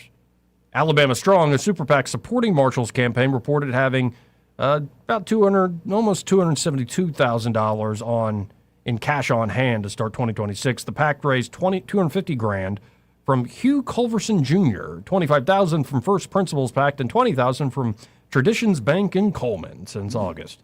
A Marshall for Senate spokesperson told 1819 News, we're building Alabama and national fundraising teams and infrastructure that has produced more than 4,500 donors with nearly $700,000 between the campaign and joint fundraising committee. We've hit the ground running in 26 as many prominent local and national Republican donors have joined the team. Thanks to the hard work and generosity of our supporters, we're on track to having the resources we need to win the primary. Again, this is a spokesperson for the current Attorney General, Steve Marshall. Two more left. Jared Hudson reportedly raised about $294,000, a little over $294,000, and having a cash on hand balance of $427,000, close to $428,000 in the fourth quarter of 2025. Hudson saying, I'm thankful and blessed for the outpouring support I've received. It means a great deal to be supported by individuals who want to send a warrior to Washington, someone who will fight for Alabama and never back down. I've spent my life taking on the hardest fights, serving as a Navy SEAL sniper, working as a law enforcement officer, and combating human trafficking and child exploitation. That's who I am, and that's how I'll serve. The mission is clear. Put Alabama first in Washington, lower the cost of raising a family, and make our communities safe. No excuses, just results. This fight is for Alabama, and I'm just getting started. And rounding things out, I didn't know he had a big old chunk of change personally, but good for this guy. And maybe I kind of think I'd want to talk to him. I'd like to meet this gentleman named Rodney Walker. Yep. He reported a mostly self-funded total of $221,000 in the fourth quarter, bringing cash on hand to, what this says, only $8,500. I know. When I looked at those numbers, I thought there's some movement of things around there. But Walker said he is prepared to put $2 million of his own money into a Senate campaign. Yep. A lot of money. More than that. As the Q4 2025 FEC Senate funding numbers are floating around today, I would like to speak to the true voters of the state of Alabama. This is Rodney Walker talking. I want each of you to know that my campaign is a true hardworking grassroots campaign operated and dedicated to the working men and women of this state. As news media starts to post the fundraising numbers of each candidate, they will determine the winner solely based on how much money they have in their accounts. This money comes from out-of-state funds and PACs, but who buy your election in order to get their agendas and things which benefit them are hid in the future. I have not accepted any money from a PAC, says Rodney Walker. I am self-funded by $650,000 and another $200,000 from my friends and good men and women just like you. When I go to D.C., I'll still be responsible to people just like you. I will not be responsible to the PACs and special interest. As dark money continues to float around, I stand true to my values. When you look at my spending, you will say that I have reported all items through December 31st, 2025 as required by law. This is posted online. I noticed that other people did not list their income and expenses past September 30th, 2025. You will also notice that I have spent a considerable amount of money. That is on billboards, TV commercials, radio, advertising, and other ways to connect with all of the people. I'm not ashamed that I've spent my money on these things. So when you see a low cash on hand balance, just know that we will continue to fund our account and we will continue to accept donations from people just like you. Please know that every donation counts, no matter how large or small. Walker continued by saying, when we entered this race, I knew exactly how it would be. People expect you to make it to the primary and they want to be your best friend from their own once you win. I'm prepared to put $2 million of my own money into this endeavor. This is for you. This is for every person in the state of Alabama, not for the special interest.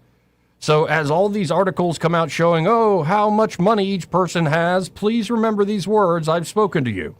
The most important thing is on May 19th. I asked for you to vote for me because I am your man who will stand with you. I will work hard for this state, widen I-65, bring our drug manufacturing back to Alabama, take back our lands from foreign-owned entities, work hard for our veterans and senior citizens, and I will work hard to take the sales tax off of groceries and prescription drugs, which puts more money back in your pocket. While other people talk, I'm Rodney Walker, and I get things done. All right, then. Actually, from hearing that, I kind of like this guy. I've met him. Yeah. I met his wife, too. I've not heard from any of his campaign folks. He's always welcome. I'm happy to have anybody on air. He's kind of he strikes me as he's kind of standoffish. He's a cattle farmer. That's what he is. He's a cattleman. Makes me like him again. I know. Yeah, self-funding. Yeah. I wonder if he's got any Wagyu or any. I love Wagyu. Yeah, the good, tasty fat. Do you think they really massage him and feed him beer and give him rice? Depends in certain areas of Japan. I don't think in America they do that. No, I think it's across a Black Angus in a particular type. It is. It's an Asiatic. The fat tastes a little different. It does. Yeah, it's a little sweeter. It's pretty good. And when room temperature melts quicker. It does. All sorts of stuff. Anyway, we got to hit this break. First, this part of the program, in fact, the entire hour, brought to you by Alabama Home Mortgage. And they're at Alabama Home Mortgage. Kim Williams and Madeline Cannon are ready to help you whether you're looking to buy a home here in the new year or refinance that home. Especially as you see and hope for interest rates to continue to crawl down. It could be now is the time to strike, or maybe not. Either way, you need to get in position to be able to pull that trigger when the time is right. That's right. Start the conversation today. Again, whether you're looking to purchase a home or refinance your home, and especially if you're a veteran and you've not taken advantage of the VA home loan benefits, they know the latest with the VA there at Alabama Home Mortgage, and they pride themselves on helping veterans out. They have veterans in their blood. Turnaround time, too. Very, very much so. Yep. Pretty incredible. So start the conversation today with Alabama Home Mortgage at 567-4223. That's 567-4223. Or you can apply online at myalabamahomemortgage.com. There is a difference in mortgage companies. Let Kim and Madeline prove that to you today. NMLS number 1586368, an equal housing lender. He may not know whether he's coming or going, but whether you're going to work or coming home, Greg Budell is there. Mornings, 6 till 9, and afternoons, 3 till 6. Only on News Talk 93.1 FM, WACV. Yes? Yeah, I'm Bill. You called about some breakers tripping? Oh, yes, Bill. My brother-in-law says you can do almost anything. That's me. Not much I hadn't seen. Do you really want someone who does almost anything in your electric box? Think about that, because each year thousands of home fires are caused by faulty wiring. That's why you want a professional, like the electricians at Crosby Electric. Bill, how's it going?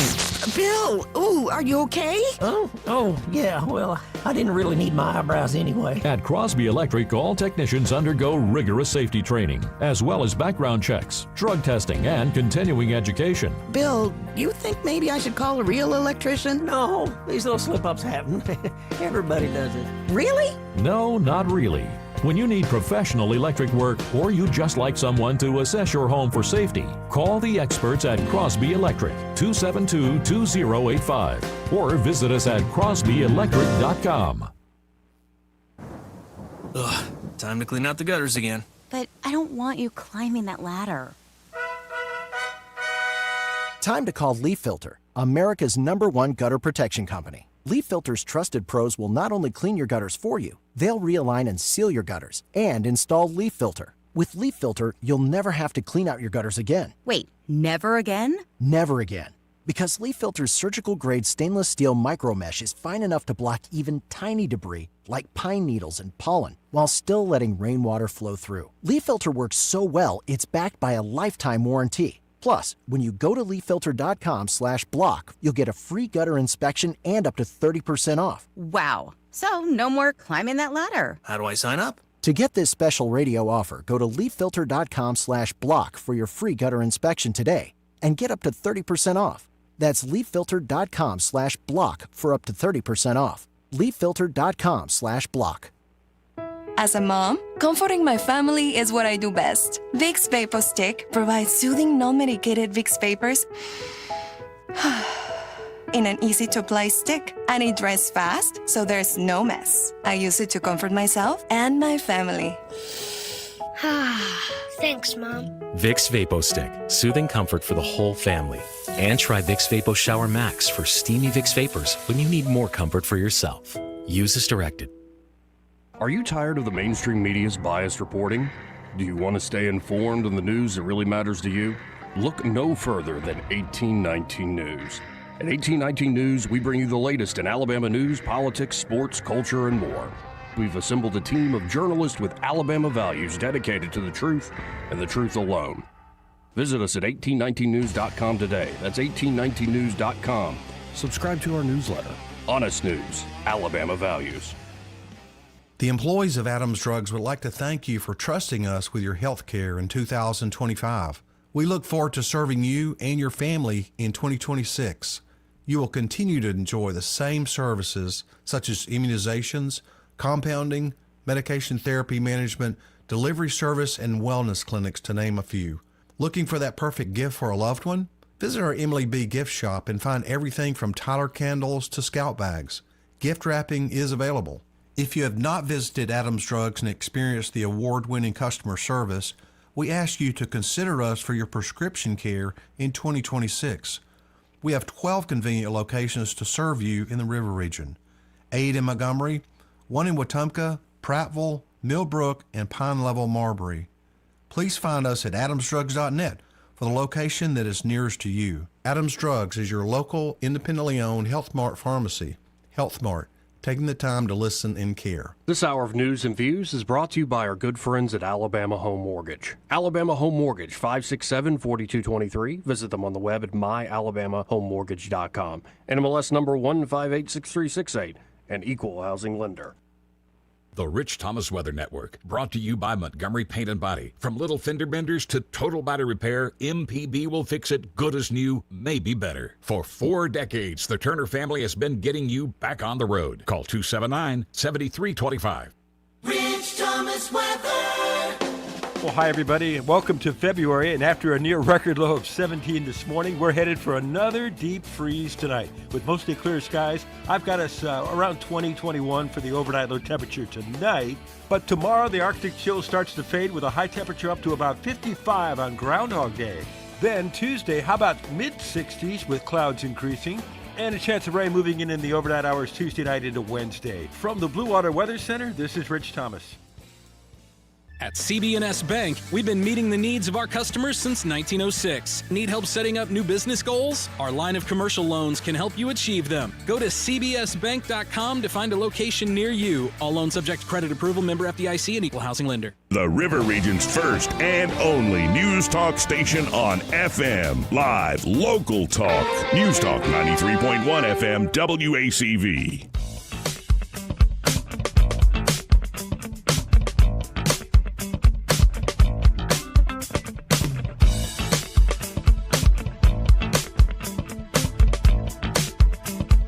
Joey Clark.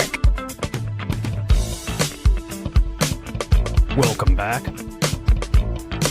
Now, get a load of this story from the New York Post, Troy. Okay. Historians are scratching their heads as a resurfaced Egyptian scroll held by the British Museum. I think they've had it since the 1830s. Sure. That might support the claim that biblical giants were, in fact, real. I already believe that. Yeah, likewise. Genesis chapter 6 of the Bible is about God's response to the widespread human wickedness and corruption, which was supposedly caused by the Nephilim, powerful beings that were sons of fallen angels and human women. Though the translation still isn't perfectly clear, as I've learned studying it. It could mean angels, it could mean just powerful men. Just men, or hybrids of their... But they saw the daughters were beautiful and went into them, as they say in the Bible. They knew them. They knew them in a biblical sense. It was these sons who were described as giant beings and referred to as men of renown that caused widespread chaos, which prompted God to cleanse the earth by destroying all creatures under the sky with floodwaters. That's right. Fast forward to now. Anastasi I, a 3,300-year-old document that has been in the British Museum since 1839 and has reignited the interest of the Associates for Biblical Research, a religious organization in Pennsylvania, has historians and researchers believing that these quote-unquote men of renown, giants, may have actually been real. The ancient document that is believed to be from the 13th century BCE, just call it BC, mentions run-ins with the Shosu people, who were supposedly 8 feet tall, which scared Israelites, as originally reported by the Daily Mail. To connect the dots that Anastasi I is proof beyond what is said in the Bible that giants exist, Numbers 13:33, a verse from the Old Testament, also hints at Israelites coming across these large figures. Quote, and there we saw the giants, the sons of Anak, which come of the giants, and we were in our own sight as grasshoppers, and so we were in their sight. Wow. The scroll, which researchers believe to be a letter written by a scribe, says, the narrow defile is infested with shosu concealed beneath the bushes. Some of them are of 4 cubits or of 5 cubits from head to foot, fierce of face. Their heart is not mild, and they hearken not to coaxing. So don't bait them. Yeah, right. How'd that work out for you? They hearken not to coaxing. That's great. I love it. They ain't effing around. Don't mess with them. Yes. 4 cubits or 5 cubits tall translates to a figure close to 8 feet tall. With all that being said, historians remain skeptical as there is reportedly no physical proof or archaeological evidence that giants once existed. But come on, think about like all the other precursor humanoids, like in human-like things that have been discovered by archaeology. Goliath. What do you think Goliath was? Right. Many think he was Nephilim. Right. Oh, or at least, descendant. That's what I just said. Yeah, right. Maybe a second or third generation, but yeah. On the flip side, claims of supersized humans from Central America roaming a remote town 90 miles east of Reno, Nevada, are still baffling scientists all these years later. While many believe these red-headed, pale-skinned giants to be legends, some reports of discoveries, like when a pair of miners allegedly came across 60 human skeletons, some measuring between 7 and 8 feet tall. Well, they used to have remains of skeletons, supposedly, at the Smithsonian, and they disappeared at some point in the 1930s. Now, with so much, though, at the Smithsonian, like with the dinosaurs and any skeleton, I'm like, is that the actual real thing? Like, or is this just some model, y'all? I'm just saying that you got a femur and you built the whole body out of it. Yeah. Right. Come on, guys. But no, I think there are strange things that go back tens, if not hundreds of thousands of years that we have no understanding. So have you heard this story about the Afghanistan incident with Army Special Forces A-Team up there? No. It's a weird story. It's told, and there's several witnesses that occurred in an Army aviator that pulled the body out under a helicopter.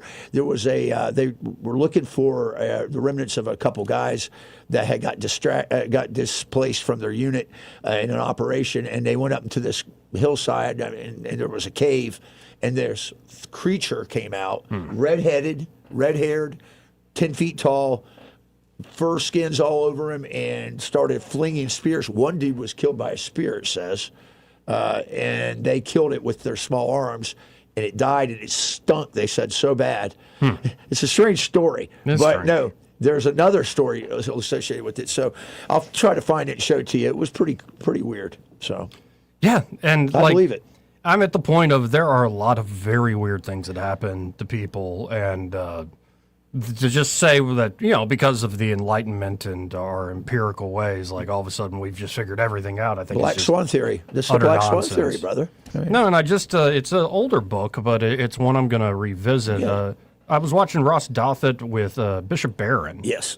Talking about, it's actually, Douthat's written this. He's a columnist for the New York Times, but he's more conservative, and he's a Roman Catholic, is now converted to Roman Catholicism.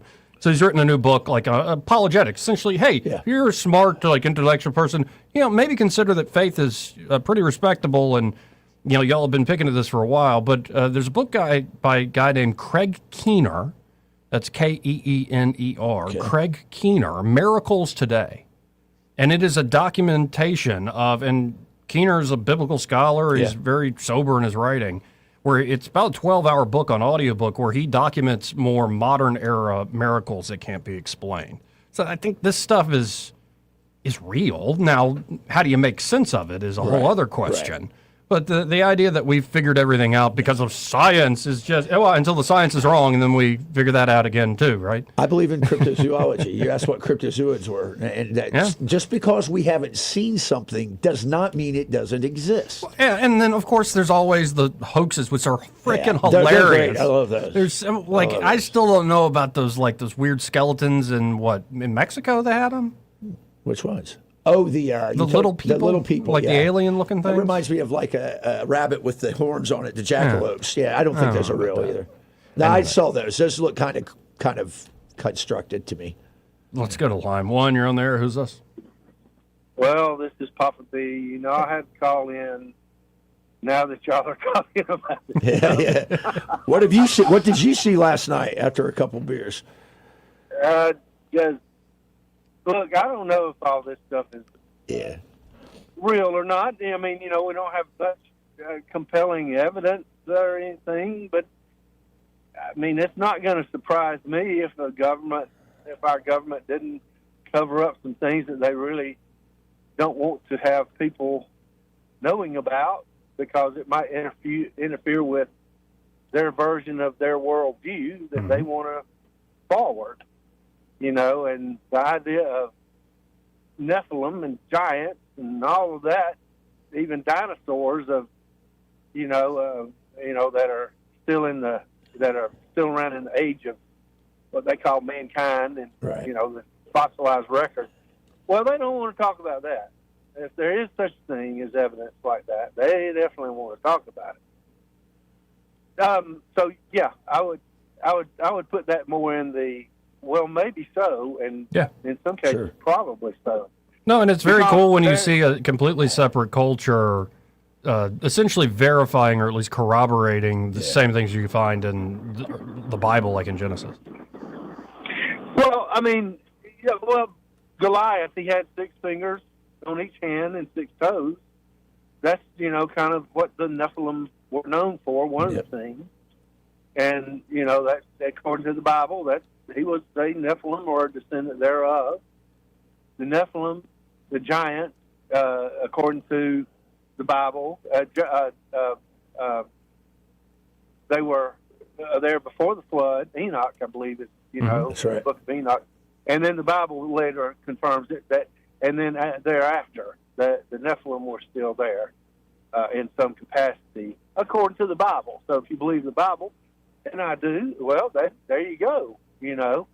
We also, I believe, we do have physical evidence that probably has been withheld. I mean, there in Alabama, the Moundville situation, they had, you know, coffins and contents that had to have been over 8 feet tall, and the coffins are gone as well as the contents. The Smithsonian had them and inventoried them. You can go and find that they did have them. That's what I was saying. And now all of a sudden they're somehow gone. Then they later on said, "Oh no, they we do still have them, but they're in a room that's so contaminated with asbestos that we just can't go get them." And I remember doing a field trip as a child to Moundville and climbed up on top of one of them that you're allowed to and all this stuff. And, you know, what they told us, they were burial sites or something like that. And even as a kid, I'm like, this sounds like horse hockey to me. Why would you build a big old mound that way? Like, nothing, what? So you were cynic at an early age. Or just, it doesn't make sense. Like when adults tell you stuff, you go, okay, Bobby, sure. All right.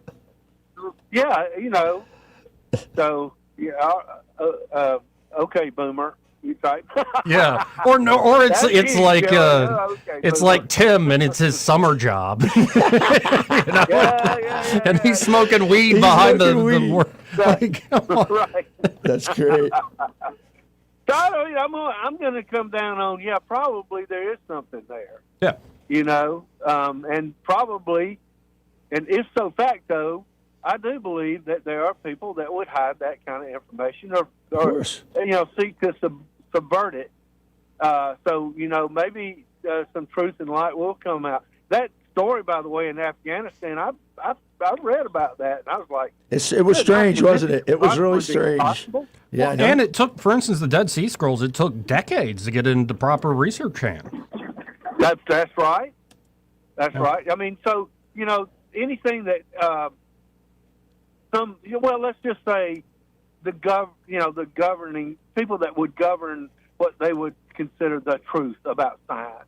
Anybody that would be, having their hands on the handle of it, and as far as popular consumption, they would never ever go that way. They would subvert it if they possibly could. Yes, they would. And they'd keep it out of the eyes, keep it away from the eyes because it does not support their worldview. Their worldview is evolution, Darwinism, and that's the way it is, and that's the only way it is. So, yeah. But anyway, now, I will say one other thing real quick, and this is off that subject. In Minnesota, Tim, you know who I get the picture of is him rolling out there, Timmy. That's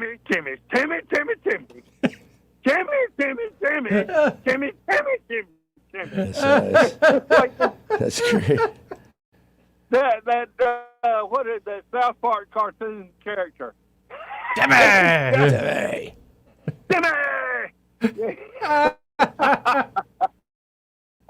Oh, that's fantastic. And by the way, did you hear Senator John Kennedy recently talking about Tim Walz? No. No. Okay, I got to play this. It's only like 20, 30 seconds. Here, let's listen in. Number one, Governor Tim Walz. Whatever he says, believe the opposite. I'm sorry, the man learned to lie before he learned to talk. He's just a... That's so funny. I can't help it. Wait for the last one. Well, he's just a less masculine version of Hillary Clinton. That's great. Oh, that's so true. It's so true. You know, that's the thing. When something's funny, there's got to be the truth to it. You know, yes. Something that's just a lie, like like SNL, does these things about Donald Trump, for instance. It's about outright lie, and it's not funny, right? Because it's a lie. There's nothing truth about it.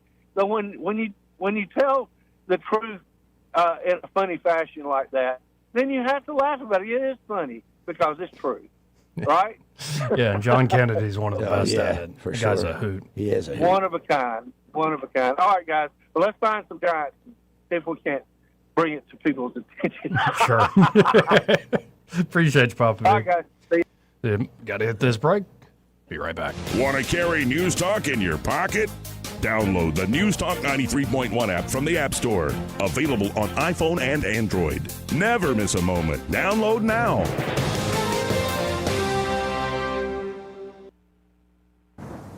Ugh, time to clean out the gutters again. But I don't want you climbing that ladder. Time to call Leaf Filter, America's #1 gutter protection company. Leaf Filter's trusted pros will not only clean your gutters for you, they'll realign and seal your gutters and install Leaf Filter. With Leaf Filter, you'll never have to clean out your gutters again. Wait, never again? Never again. Because Leaf Filter's surgical-grade stainless steel micro mesh is fine enough to block even tiny debris like pine needles and pollen while still letting rainwater flow through. Leaf Filter works so well, it's backed by a lifetime warranty. Plus, when you go to leaffilter.com/block, you'll get a free gutter inspection and up to 30% off. Wow. So no more climbing that ladder. How do I sign up? To get this special radio offer, go to leaffilter.com/block for your free gutter inspection today and get up to 30% off. That's leaffilter.com/block for up to 30% off. leaffilter.com/block. Starting a business shouldn't feel overwhelming. At Janikin Gulf Coast, we give you a clear, proven path to ownership. You receive guaranteed initial accounts, local support, and the training you need to succeed from day one. For over 35 years, we've helped people turn steady careers into thriving businesses, and you could be next. Start your journey today at JanikinCleans.com.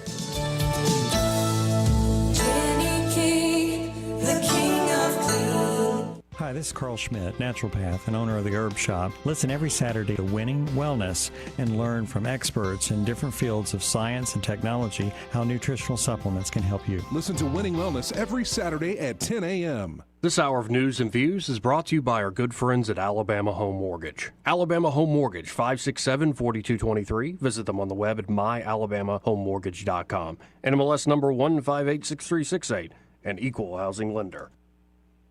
Live, local talk. The River Region's most trusted voice for news and opinion. News Talk 93.1 FM WACV. Joey Clark. Welcome back. Let's go right to the phones. Talk to Michael Cohen with Cohen's Electronics and Appliances. Hey, Michael, how are you? I'm doing great. How are you?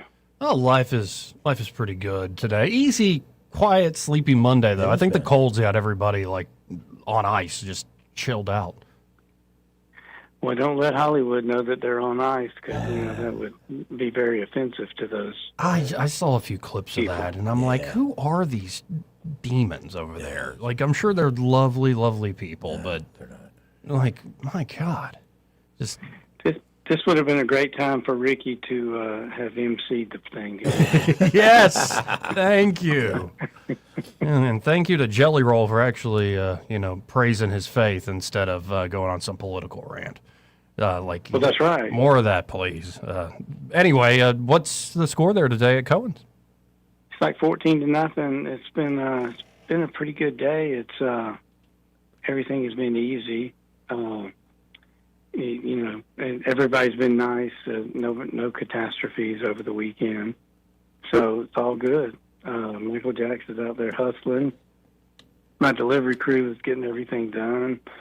I hear big trucks going down the side of the building bringing in appliances.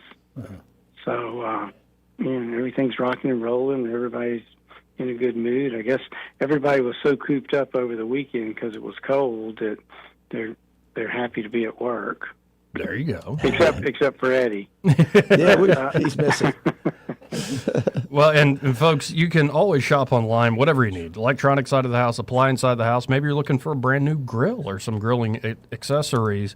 You can always shop online at thinkcohens.com for any of these things. But there's nothing like actually stopping by. Say you want to buy a new washer dryer unit. Don't you want to actually put your eyes on it and your hands on it? Or you want to get that big, 115-inch TV. So you got that home theater. It'd be good to see it in person first, right? And of course, you get to meet Michael or one of the great team members there. And y'all have been in business. It says 60 plus on the website. How many exact is it?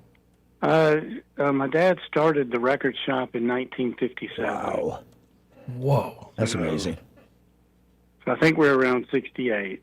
Wow. It's incredible. True institution, and I know just in my family, multiple generations, from grandfather to my father to myself, we're all Cohen's customers, and true institution here in Montgomery. Just stop by today at 2515 Eastern Boulevard here in Montgomery. They're open 9 to 6 Monday through Friday, 9 to 4 on Saturdays, and find Michael and be like, hey, I heard you on that radio show with Joey and Troy. That's right. Y'all come see us and let us help you make the right choice. And just remember that, we won't be undersold from our competitors. We'll have the same price for the same model as they do. So come see us. Have a great day. You too, Michael. Yep. Appreciate you. And that's Michael Cohen with Cohen's Electronics and Appliances. And you got to scoot. You got to get out of here. Yeah, I'm going to be headed out. I'm sorry. I got to take a break. I've got a story I'm working on. So involving veterans. Good. Imagine that. Good. Very good. Well, I appreciate you being here, man. I appreciate always being with you. So, and we'll be right back. Final hour coming up. Broadcasting from the Riverside Chevrolet Master Control Center, this is WACV Cusana, News Talk 93.1 FM. When it's Chevy, it's Riverside. With SRN News, I'm Bob Agnew in Washington. Temperatures will begin inching up throughout the day today in some parts of the country, but more misery is expected for thousands or so without power from the ice storm last month in the south.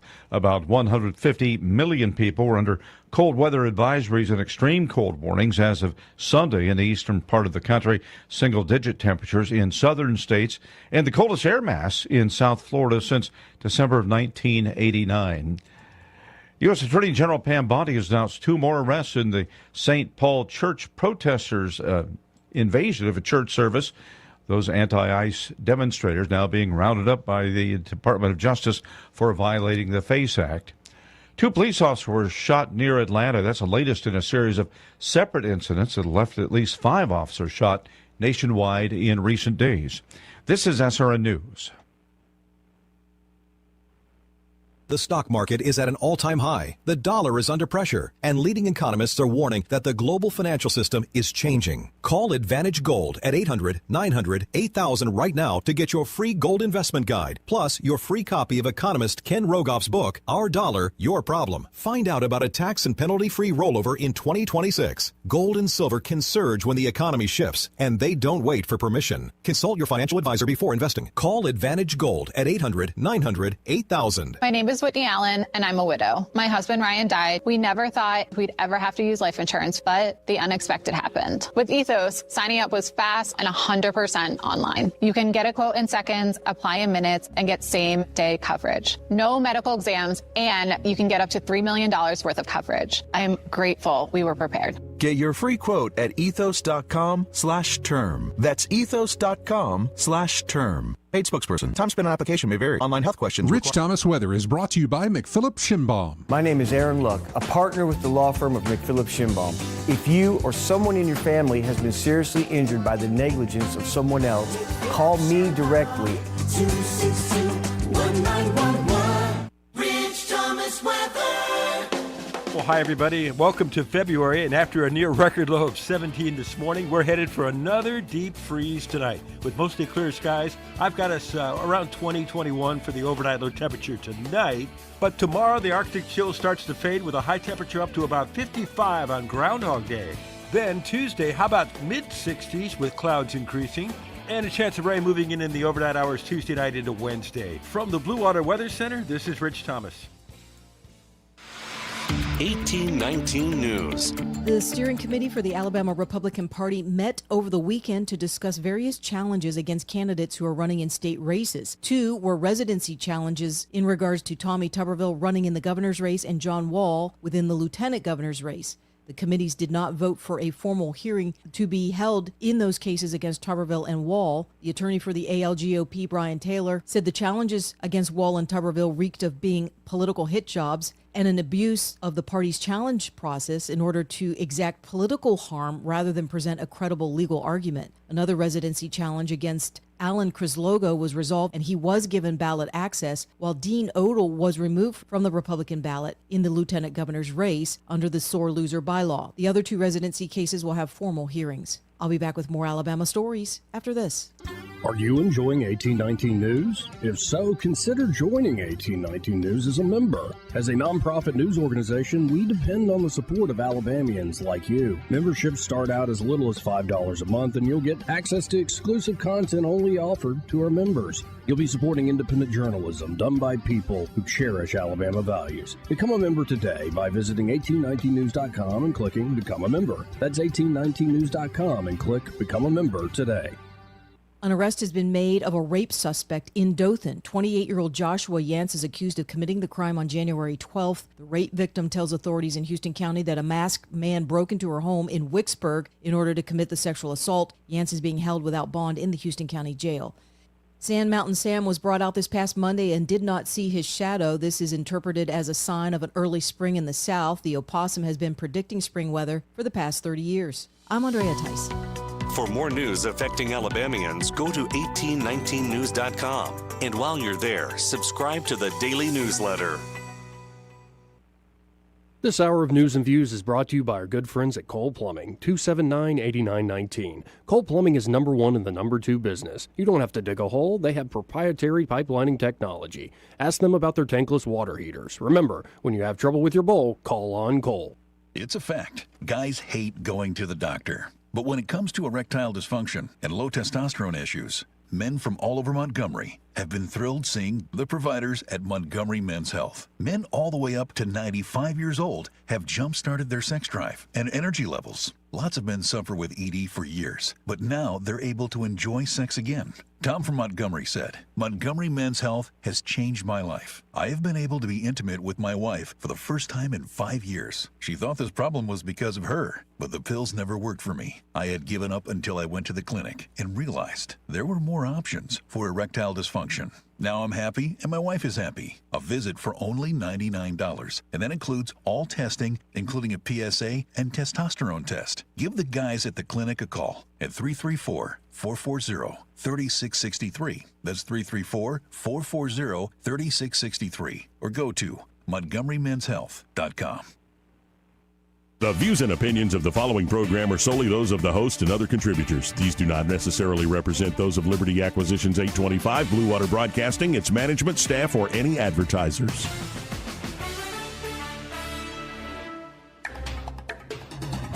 It's time for Montgomery's conversational radio show. It's News and Views on News Talk 93.1 FM.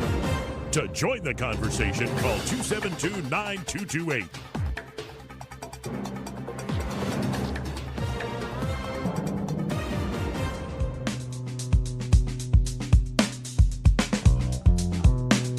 How you conduct yourself in a democracy? Joey Clark. Welcome back. I'm your host, Joey Clark. And I want to kick off this hour by going to the top trending story there at 1819 News, and I always love it when an opinion columnist gets that top spot. Going to the desk of Alan Mendenhall. Of course, Alan is a regular guest on this program. He will join us next Monday, a week from today. He joins us every other week on Mondays at about 1 o'clock, and he is a wealth of information, brilliant guy, and I especially love it when he is now liberated to speak up against a particular institution here in the great state of Alabama. Of course, the headline reads, Alan Mendenhall, the RSA, and the fiscal risks facing Alabama. Alan Mendenhall writes, among the exquisite pleasures of leaving state employment last year, none compares to liberating myself from the retirement systems of Alabama, that hulking bureaucracy that held my future in its grip like some overfed cat clutching a particularly dull mouse. Recently, I rolled over my RSA retirement savings into an investment vehicle that I, myself, might steer. It was with a certain frisson, I don't even know that word, Alan, of vindication, that I came across a recent piece in Real Clear Policy by Daniel J. Smith, formerly of Troy University, and Thomas Savage.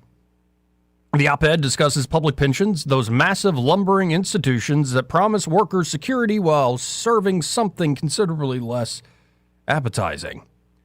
The authors begin with Alabama's own RSA, specifically its December newsletter, in which its CEO, David Bronner, pushes back against reforms that would, heaven forbid, allow public employees to manage their own retirement accounts. The very notion that ordinary mortals might be trusted with their own money seems to offend him. The national median for public pensions in 2024 was 9.88%, according to a report cited by Smith and Savage, who state that Alabama's systems posted returns hovering about 10.16 to 10.4% for the fiscal year ending September 30th. These men point out that these figures exceeded the fund's assumed rates of return. Are we meant to applaud? That's rather like predicting the University of Alabama Crimson Tide will win 6 games next season. Technically, that's bowl game eligible, but it's hardly the sort of achievement that has fans painting their faces and screaming themselves hoarse. Here's where it gets worrisome. Smith and Savage reveal that the S&P 500 posted a 17.16% return over the same period. That's a 7 percentage point gap. 7 points. And this isn't some Alabama peculiarity. Every public pension system in America has underperformed the S&P 500 over the last 20 years. That's right. Every single one. Even a diversified balanced portfolio, 60% S&P 500 equities, 40% S&P bond index fixed income, would have returned over 12%, readily outperforming 84% of public pensions, including the RSA, Smith and Savage write. Public employees and retirees could have fared better with low-cost index tracking individual accounts than the RSA's active management. The mathematics are almost embarrassing in terms of their clarity, writes Alan Mendenhall. Public employees would have fared better with low-cost index funds than with the RSA's active management and its attendant complexities. The real trouble, and Smith and Savage document this with the kind of dreary precision that makes the heart sink, is that these pension systems base everything on optimistic assumptions that reality refuses to honor. Smith and Savage warned that Alabama alone faces $22 billion in unfunded liabilities. Here's how the $22 billion figure was calculated. It reflects the total state and local unfunded actuarial liability for 2024, the most recent year for which data is available, not a projection. Unfunded actuarial liability is defined as actuarial accrued liabilities minus the market value of assets. The total aggregates liabilities from the employees' retirement system, the judicial retirement fund, the teachers' retirement system, the city of Birmingham's firemen's and policemen's supplemental pension system, and Birmingham retirement and relief system. The $22 billion figure, more precisely $21.7 billion, appears on the funding health tab of this recent annual pension report. And again, folks, this is at 1819news.com if you want to jump into the actual forms and figures and backing up the receipts that Alan Mendenhall provides. Nationwide, the unfunded liability figure exceeds $1 trillion. $1 trillion. Should the market turn sour, these gaps widen, and taxpayers, those eternal victims of other people's miscalculations, pick up the tab. And what have pension managers done in response to this? What have pension managers done in response? They've chased higher yields through increasingly exotic investments, say Smith and Savage, who allege that Alabama's RSA has used pension funds for economic development and industrial recruitment, noble-sounding endeavors that may put retirees' money at greater risk. Meanwhile, states like California, Illinois, Massachusetts, and New York deploy pension funds for political theater, pursuing environmental, social, and governance ESG campaigns that may soothe consciences but often disappoint portfolios. The cruelty of it all is that when these schemes underperform, workers shoulder the consequences while bureaucrats maintain their position of power over the vast pools of other people's money. The incentives are perfectly perverse, writes Alan Mendenhall. Individual retirement accounts, by contrast, offer actual ownership, portability between jobs, access to passive investments that have historically delivered superior returns with lower fees and far less Byzantine complexity. Reform proposals that would expand individual control threaten only the entrenched interests who've grown comfortable managing these empires. Which returns us to my own small liberation, writes Alan Mendenhall. It's about agency as much as money. Agency. In other words, it's about being able to trust oneself, to take responsibility, to succeed or fail on one's own terms rather than at the mercy of bureaucrats who've demonstrated, year after year, that their expertise is more theoretical than actual. Alan Mendenhall ends with this. The public employees of Alabama, teachers, firefighters, and all the rest, deserve better than optimistic assumptions and underperforming portfolios. They deserve the dignity of managing their own futures, of making their own choices, of being treated like sound adults, rather than incompetent wards of the state. That this should be controversial tells you everything you need to know, about the institutions resisting reform.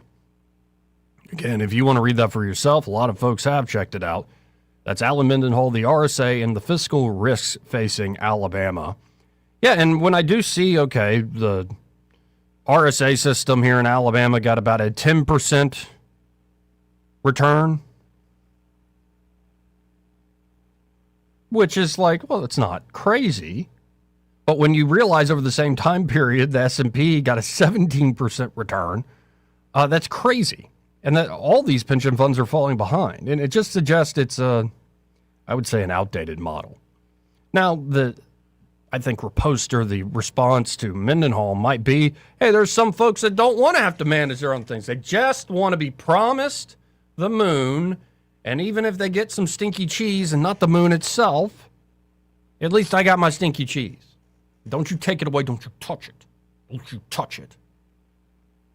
Because the guy who runs this stuff for me, who promises me the moon but gives me stinky cheese, he's very good at scaring me that they're going to take away everything and I'll have nothing if we reform these systems. So I think as much as I think Alan Mendenhall is correct on this, as well as Smith and Savage in their real clear breakdown, there are still a lot of folks in Alabama and all around this world. What's the line from H.L. Mencken? The average man doesn't want to be free. He simply wants to be safe. I'll say it again. The average man doesn't want to be free. He simply wants to be safe. So as much as I think there is dignity and opportunity, as well as risk in managing your own, say, investments, there are some folks who work for the dear state of Alabama and go, well, maybe I'm not getting the best return, but it ain't on me. And there is a certain price to that. But we'll see. We'll definitely see. Because this has been a conversation going on about going, I guess, from defined benefit to defined contribution plans for a decade at least, if not longer. And the state, and Bronner in particular, have definitely resisted. Let's go to line one. You're on there. Who's this? Hey, this is John from Preble. Hey, John. How are you doing? All right. All that you just read was a crock of crap, man. I'm a retired state employee, and it doesn't work anything like that. It don't matter how much it doesn't matter how much your individual account makes. Your retirement's based on whatever your last three of your salary is. Mm-hmm. So the return is lower because it's at a lower risk. And Alabama has one of the better retirement systems in the entire country. And they've been fighting, the politicians have been fighting to try to get in the RSA money for 30, 40 years, as long as I can remember. So I would say keep your hands off RSA and let them folks do what they do, because they've done a great job. So you like the lower risk model, even though it doesn't have as good of returns? Well, like I said, it doesn't matter. It's not an individual account. It's like I'm not managing my own account. So right. If I wanted to... Couldn't you have made more managing your own? No. When I retired after 30 years, I think I had contributed $100,000, and I've made that back in 6 years retired. So you keep your salary. It's just like a Navy or a military retirement. You're not managing your account. You're just putting in money. Now, there are other accounts. If you want another supplemental account like Nationwide or another individual retirement, that you can do that and you can play with that. But like I said, as far as the RSA defined benefits, it's perfect. And I'm an older, I'm under the old plan, so the new plans from 2014 or 15, whenever they phased them out, are not quite as good, but they're still top shelf as far as I would highly recommend a state retirement. You put your 25 years in and clock out and go get another job somewhere. Well, and I appreciate your perspective, especially because you actually are on this current system. And I guess Alan Mendenhall, who I just read here, was also in that system, and he's happy to be out of it. So I think it's a personal preference thing, and I can get why. I mean, if you can afford to put $10,000 a year, if you're I guess making lots and lots of money, and you can afford to navigate your own retirement, that's one thing. But as far as individuals, like we're putting in 8%, I think, total of your salary. You put in so much, and the state matches it, and so that's not a whole lot of money when you're talking about average working people like firemen, police officers, and teachers. So I think they do an outstanding job. Well, like I said, I appreciate the call. All right, have a good day. You too. 272-9228. Like I said, there's been a lot of resistance of even messing with it at all. 272-9228. This part of the program brought to you by Pest Pro Services, and their Pest Pro Ashley and that great team are ready to help you. They have, put together what it started with Ashley and Zach. I think it was just only a few people, and it's grown into a really great small business success story here in the River region. And of course, at Pest Pro, they're not only great folks who are easy to work with, who are always giving back to the community, they're also very, very good at what they do when it comes to pest control. So it could be you got some little critter that snuck into your place when it was cold outside, and you do not want them to make a home out of your home. They're going to tear a bunch of stuff up in the attic or wherever else they are in the walls. Well, they have wildlife control service there at Pest Pro Services. They can remove an animal or some sort of wildlife if it's already there, or they can just come out and make sure with follow-up checkups if they do remove something, or just from the get-go making sure the property is sealed off, that you don't have things around your property that might be attracting those little critters in the first place. And, of course, they provide basic pest control services. They have this monthly subscription model. It's a great way to control costs over the year, and then you can add on to that things like termite inspection, year-round protection, as well as mosquito protection when the season is upon us, when those mosquitoes are out there. So y'all check out Pest Pro Services today. It always makes me so happy to see those brand new trucks of theirs driving around the River region. You can always learn more at ppsriverregion.com or search Pest Pro Services on the Book of Faces, or give them a call, 265-9990. That's 265-9990. When you want to know, call a pro. Pest Pro Services. And be sure to tell Ashley and that great team that Joey, that fella on the radio, sent you. He may not know whether he's coming or going, but whether you're going to work or coming home, Greg Budell is there. Mornings, 6 till 9, and afternoons, 3 till 6. Only on News Talk 93.1 FM, WACV. We get a lot of questions about what all we handle at Hannah and Eddie Realty Group. I'm Hannah Grantham. And I'm Eddie Bader, and we will handle all of your real estate needs. We handle all your buying and selling needs, from your first home, next home, land, investment property, and even commercial properties. We do it all and have the experience that shows you what makes us different. So when you think real estate, think Hannah and Eddie Realty Group. Look us up on Facebook or give us a call at 334-368-6358. And let us show you who you have on your sign matters. Hello everyone, Robbie Pelt with Capital City Roofing. If you think about it, your home is your biggest investment in life.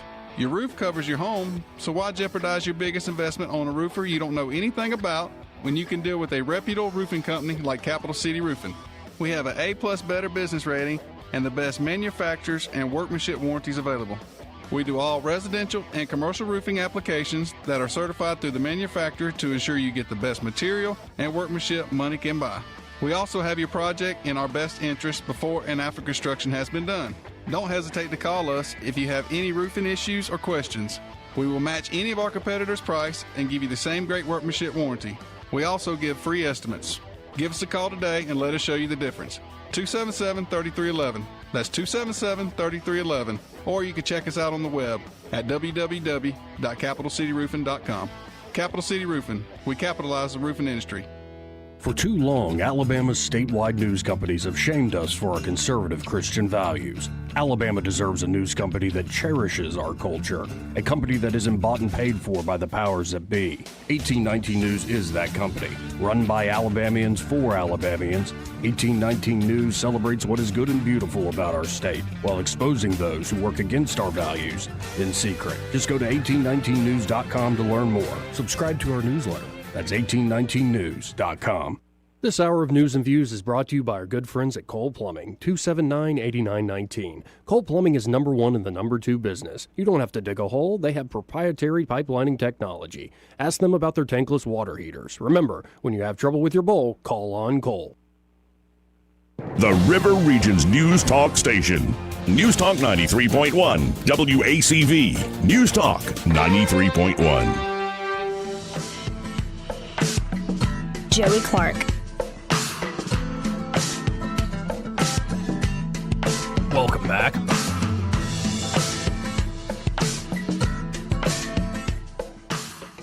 Well, it looks like the Alabama Republican Party Steering Committee on Sunday, just yesterday, unanimously voted against holding a formal hearing regarding United States Senator Tommy Tuberville's residency in his gubernatorial bid. In a letter to the ALGOP Steering Committee, exclusively viewed by 1819 News, Tuberville's team provided documentation proving that the former Auburn coach received an Alabama driver's license and registered to vote in Alabama in March 2019 and has only voted in the state since then. The letter asserts that evidence alone should put to bed any question about his residency. In a statement to 1819 News, Tuberville campaign chairman called the primary opponent who filed the made-up residency hoax desperate. Finally, common sense has prevailed, and this made-up residency hoax will be put to bed for good, said Tuberville campaign chairman. I thought we were done with this after his opponents in the liberal media used this same line of attack in 2019, and coach went on to hammer incumbent Doug Jones during the 2020 Senate campaign by 20 points. But apparently a desperate primary opponent didn't get the message. He continues, the facts are the facts. Coach Tuberville spent a decade in Alabama coaching football and raising his family. After his sports career ended, he moved back home to Alabama and has held a driver's license, voted, and lived in Auburn, Alabama since 2019. He has spent the past 6 years proudly representing Alabama in the United States Senate. Senator Tuberville looks forward to securing the nomination, destroying Doug Jones again, and being sworn in as Alabama's next governor. So that is direct from the Tuberville campaign. And not just Tuberville's challenge, but former party chairman of the ALGOP, John Wall, there was a residency challenge against him as well. The committee voted against not just a formal hearing for Tuberville, but also Wall, while two other cases were referred to formal hearings.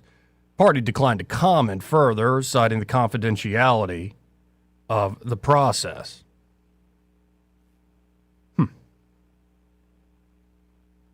But it looks like the big names are staying on there. And no major changes. Now, will the Democrats try to take this to court or something like that? Yeah, it's possible. But I think it's pretty buttoned up at this point in the hope of taking out Coach Tuberville through some legal maneuver, or folks who are upset with John Wall for jumping into the lieutenant governor's race. Well, it's not happening for him. And speaking of John Wall's campaign, Club for Growth has now donated about $315,000 to John Wall. It's Club for Growth Action. They're the political action committee for Club for Growth, a national free enterprise advocacy group. The donation to Wall was reported in a major contribution report filed with the Alabama Secretary of State's office on Friday. Wall, of course, qualified to run for lieutenant governor in January after receiving Donald Trump's endorsement. In fact, before Wall even announced or even qualified, Trump was encouraging him to get into the race. Wall announced Wednesday that he raised more than $1 million in the first day of his campaign for lieutenant governor. So, you know, it's like just called a few friends in 24 hours. I got $1 million ready to go. Not like I've been thinking about this for months, if not years. But there you go. The table is almost set. Almost set. I don't know if it's quite set, but almost set. Now I want to shift gears here and talk about just the midterms, like long-term political odds, starting with, this is that Harry Enton fellow from CNN. And, maybe the Democrats do all right in the midterms, but down the road, especially as you see the shift in population around the country, it's not looking great for the Democratic Party. Now, I'm not saying they're going to die. They still control a lot of, say, commanding heights of the culture and information war and universities and yada, yada, yada. Not to mention the federal bureaucracy. But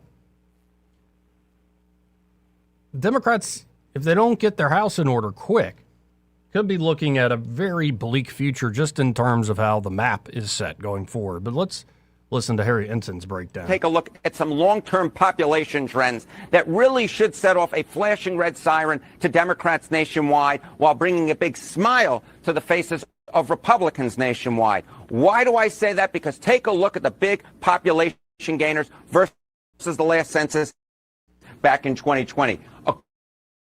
According to the latest population growth this decade, all 5 of the states that Donald John Trump won in 2024. Texas, Florida, North Carolina, Georgia, and of course the great state of Arizona, where I spent my New Year's Eve. I love those folks out in Prescott, Arizona. These were the biggest gainers in terms of population compared to the 2020 census. Now, it's not just a red state boom. This is what we're looking at. We're looking at a red state boom here, but it is not just a red state boom. We're also looking at what I would dare call a blue state depression, because who are the people? Who and where are the people moving from into the red states? Well, they're blue states. They're blue states. Take a look here. The lowest domestic net migration this decade.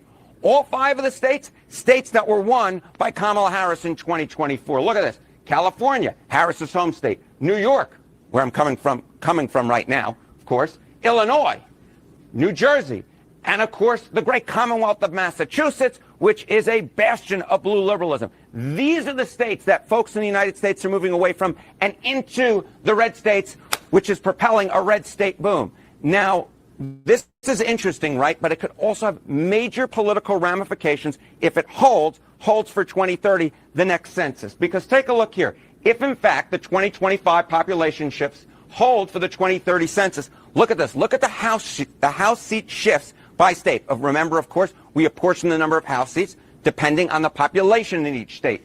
If, in fact, the 2025 population shifts hold for 2030, states that Kamala Harris won, they would lose. They would lose 7 seats in the United States House of Representatives. The states that Donald Trump won in 2024, they would gain 7 seats. Now, this isn't just about the House of Representatives, right? It's also about the Electoral College, because the number of electoral votes that each state gets is equal to the number of senators. Each state, of course, has 2, plus the number of House seats that they have. So what would this mean for the House of Representatives? Well, if you remember back in 2024, right, it was all about, we were talking about the blue wall. If Kamala Harris could win the baseline Democratic states and then add in the blue wall states of Michigan, the Commonwealth of Pennsylvania, and Wisconsin, she would get to 270 electoral votes. But if all of a sudden we, in fact, have applying the 2025 estimates, the population estimates, to the Electoral College, the blue states plus the blue wall of Michigan, Pennsylvania, and Wisconsin would no longer be enough. Under the current estimates, you get to exactly 270 electoral votes, the minimum needed to win the Electoral College. If, in fact, you apply the 2025 estimates, look at that. You would only get to 263 electoral votes if you were a Democrat, And no wonder they're freaking out, too, about the attempts to deport folks, including pushing back against so-called asylum seekers, that they really opened the aperture, the floodgates, on allowing so many folks in and moving them to, say, particular battleground states. But when it comes to everyday Americans, they realize, we're a little tired of Massachusetts. We're tired of California. We're tired of New York. Texas looks all right. Florida looks all right. Heck, come on down to Alabama. We're not too bad. It depends on the day. In a second, I want to go after this break to a story, I think the first in our history. The headline reads, jury finds doctors, I believe a psychologist and a plastic surgeon, liable for malpractice in gender surgery lawsuit. A jury awarded $2 million in damages to a 22-year-old woman who underwent breast removal surgery, horrifying, as a teenager. I think we're going to see more of this, but we'll get into the details after this break. Want to carry News Talk in your pocket? Download the News Talk 93.1 app from the App Store. Available on iPhone and Android. Never miss a moment. Download now.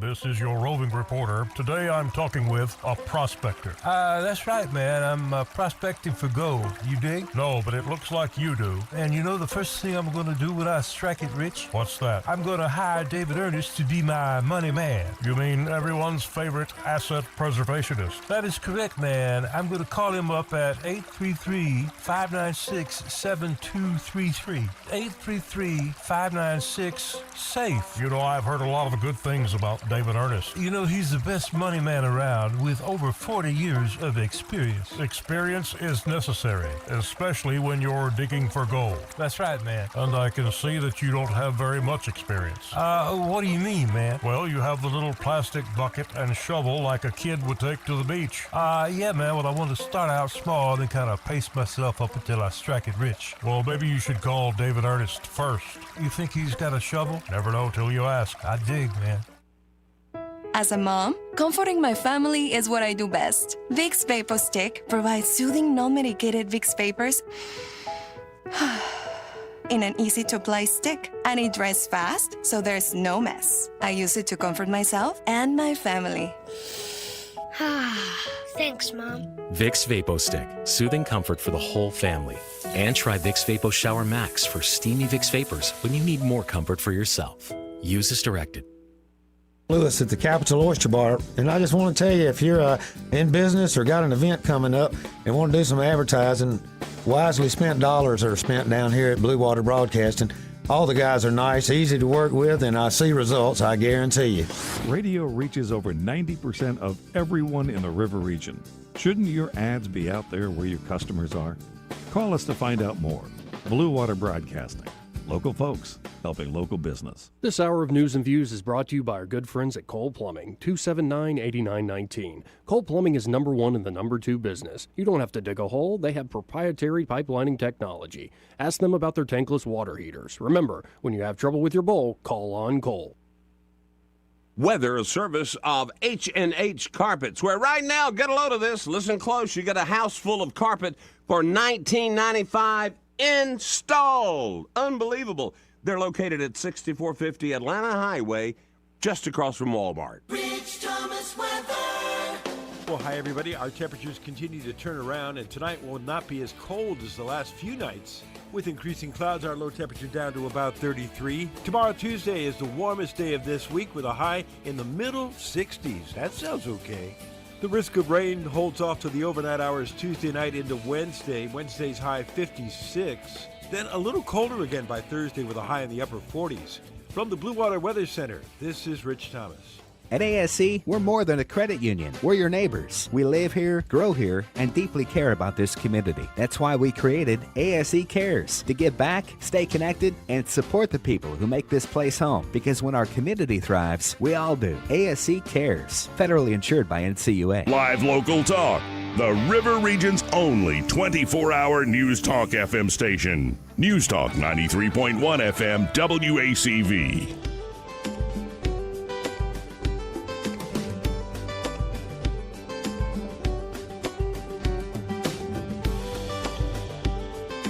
Joey Clark.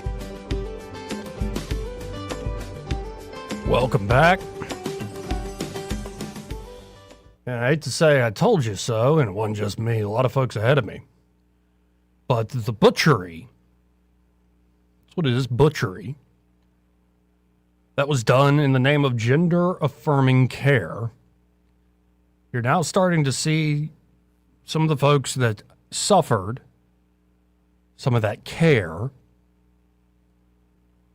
well, calling out the doctors, quote unquote, who administered that care. This is out of White Plains, New York. I think it's the first one ever in our history, this sort of award from a jury. But a jury on January 30th found a psychologist and surgeon liable for malpractice after they supported and performed breast removal surgery on a 16-year-old girl who at the time identified as transgender. Fox Varian, now 22, and no longer identifying as transgender. You ever change from when you were 16 to your early 20s? Just in, like, stuff you like? But Fox Varian, now 22 and no longer identifying as transgender, was awarded $2 million in damages, with $1.6 million for past and future pain and suffering, as well as another $400,000 for future medical expenses. The jury found that in many respects, the surgeon and psychologist had skipped important steps when evaluating whether she should go forward with the surgery and had not adequately communicated with each other. These missteps were a, quote, departure from the standard of care, end quote, the jury decided. During closing arguments, Varian's attorney, Adam Deutsch, had asked the jury for $8 million in damages. To justify that sum, he quoted earlier testimony in which Varian had described her reaction to seeing her post-surgery chest. I immediately had a thought that this was wrong, and it couldn't be true, Varian said. She also said that the surgery left her with nerve pain, which she described as, quote, searing hot, ripping sensations, end quote, across her chest. Shame, she said. I felt shame. It's hard to face that you are disfigured for life. Varian wept and hugged her mother and attorney following the verdict, which concluded a 3-week civil trial in the New York Supreme Court in Westchester County. A jury of everyday Americans sent a clear message. Justice will be served for vulnerable individuals who were misled into gender transition procedures without appropriate safeguards, said Josh Payne of the firm Campbell Miller Payne, who was not involved in the case but was in court observing the proceedings. His firm was founded 3 years ago to represent plaintiffs in cases similar to Varian.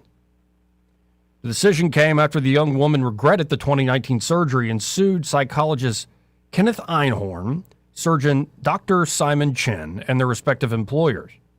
The 6-member jury was not asked whether gender-related surgical procedures are appropriate for minors. The question was whether the therapist and doctor took the appropriate steps before the surgery was performed. And we made it illegal here in Alabama a while back. Second or third state to make it illegal. And had to fight a bunch of folks in the courts, but ended up winning. Thank you for that, Steve Marshall. Thank you for that, Becky Garrettson there at Eagle Forum, and so many others, including the governor and legislature, actually got that bill into law. But Varian's attorney argued that the healthcare professionals did not correctly diagnose and treat her for gender dysphoria, which is distress and anguish caused by a mismatch between one's physical sex and one's internal perception of one's gender. Chen and Einhorn's attorneys argue that Varian did not express regret for the surgery until years later, when she filed the suit in 2023. They noted that she told Einhorn, Chen, and her mother that she was, quote-unquote, happy with the results and continued to live as either male or non-binary for years after the procedure. Neil Kornfeld, who represented Einhorn, read from an essay Varian wrote 10 months after the surgery to back up their claim. It is such an immense relief to wake up and not feel at odds with my body, she said at the time. On the witness stand, Varian said such comments came from cognitive dissonance as she tried to put on a brave face about her inner turmoil.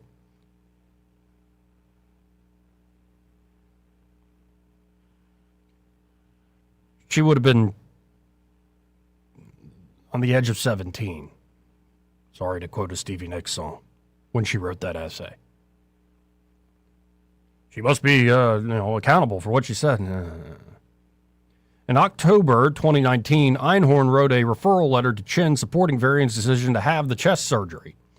She had first brought up the idea to him in March that same year. Varian's attorneys said that since the letter contained some omissions and inaccuracies, Chin did not have a clear picture of his patient's psychological history. Trial evidence showed that Einhorn did not have the full picture either. Before the surgery, Varian had told staff at the Albany Pride Center that she felt pressured to decide on a male identity or a female identity by family, friends, and culture.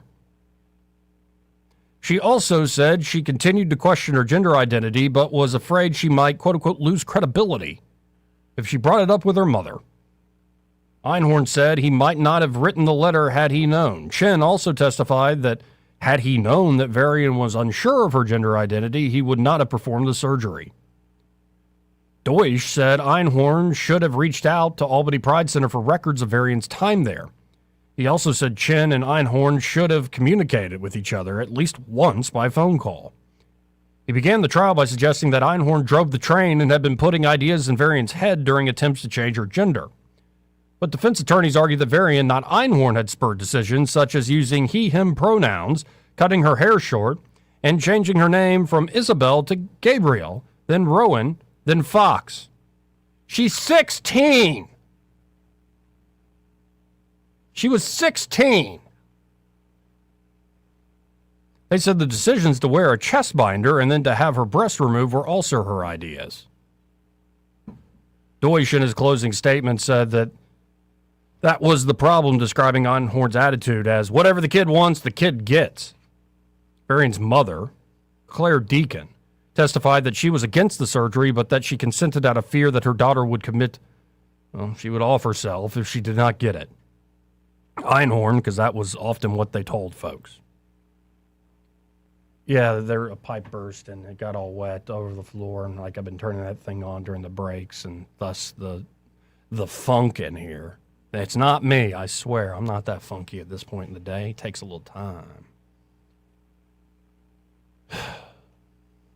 But just reading through this case, I think this is just the beginning of many cases that are coming down the road in this regard. And to hear the doctors making excuses, well, she was 16 and she said these things. I'm like, she's 16, man. It's one thing to argue about a frickin' tattoo at 16 or dating boys even. But, you're in the wrong body. Your gender's weird. Let's change your name and let's cut your breast off. Again, this young girl, now 22, awarded $2 million in damages. And I think, again, we're going to see a lot more of these sorts of horror stories be brought to court. And I think a lot more damages monetarily brought upon the doctors, the butchers, who advanced this stuff on kids while using emotional blackmail on the parents. And, it's not just the doctors, it is the culture. I'm not familiar with this young girl's entire story, but I imagine, where did it start? Where did it start online? Who was the influencer or the celebrity, whoever, who went down that road and inspired that? Seriously, I'm maybe it's me just getting older. I look at some of the stuff that came out of the Grammys, and I look at I know what it's actually said, but Chappelle Roan. I'm a guy, so I'm like, ooh, look at that. What a dress. But then I see all the tattoos and I see all this stuff, and it's I'm turning, if I don't have a child, let alone have a daughter, but no, you're not going to the frickin' Pink Pony Club and acting like some little demonic princess just because you can sing good. Why not use your chops and your talents for something, that might actually last a few years? Anyway, just my cup of tea. I look at the... Yeah, I can turn it on. Okay. What's up? I was just going to say, they've all sold their souls for fame. Yes. Clearly. And... It's Pamela, everybody. It's Pamela. I hate celebrities now. Every one of them is just playing the game. They're they've literally sold their souls to Satan for fame. Yes. And like a lot of their art reflects that. Look at their performances. Yeah. I mean, none of the women have a shred of dignity.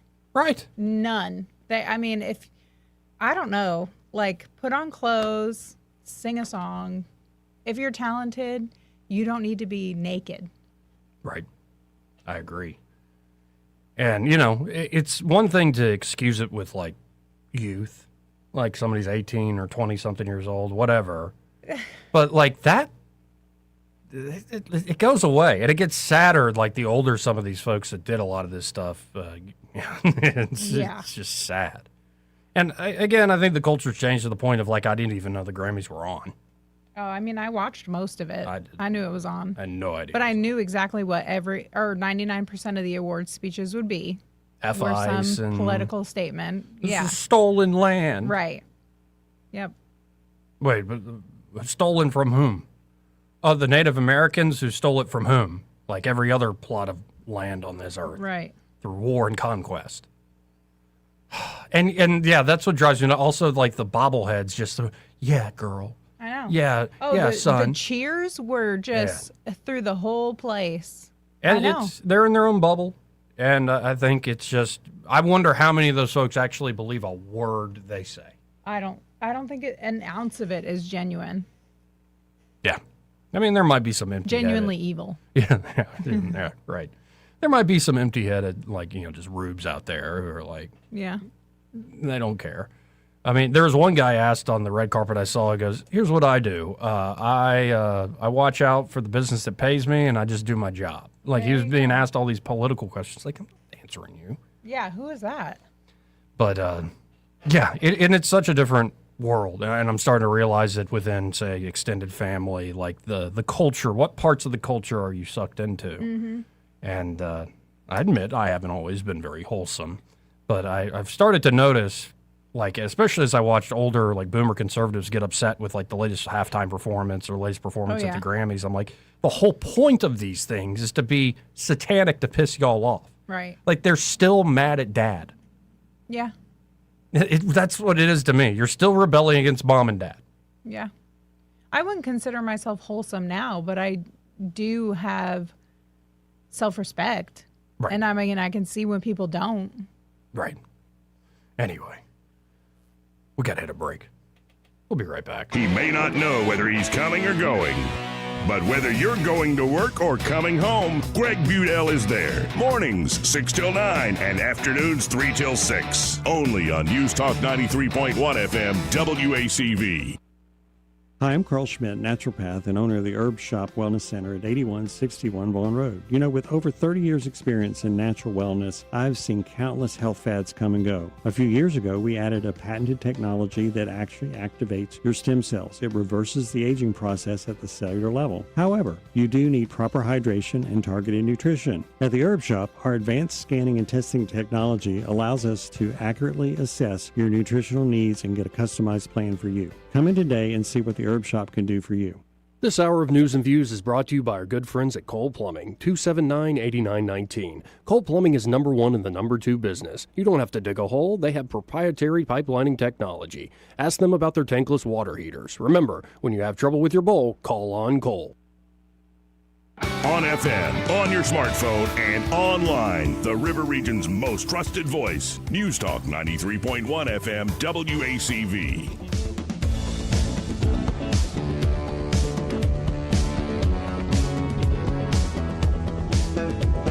Joey Clark. Welcome back. Let's go right to the phones and talk to Ray Bowles from Prattville Carpet. Hey, Ray, how you doing? I am great. Can't believe it's 3 o'clock already. Oh, day flew by. I mean, flew by. I can't wait for 4 o'clock. I get to go home and help Angie shower. This is whole being in a fake cast. Yeah, you can't get it wet. It's been awful.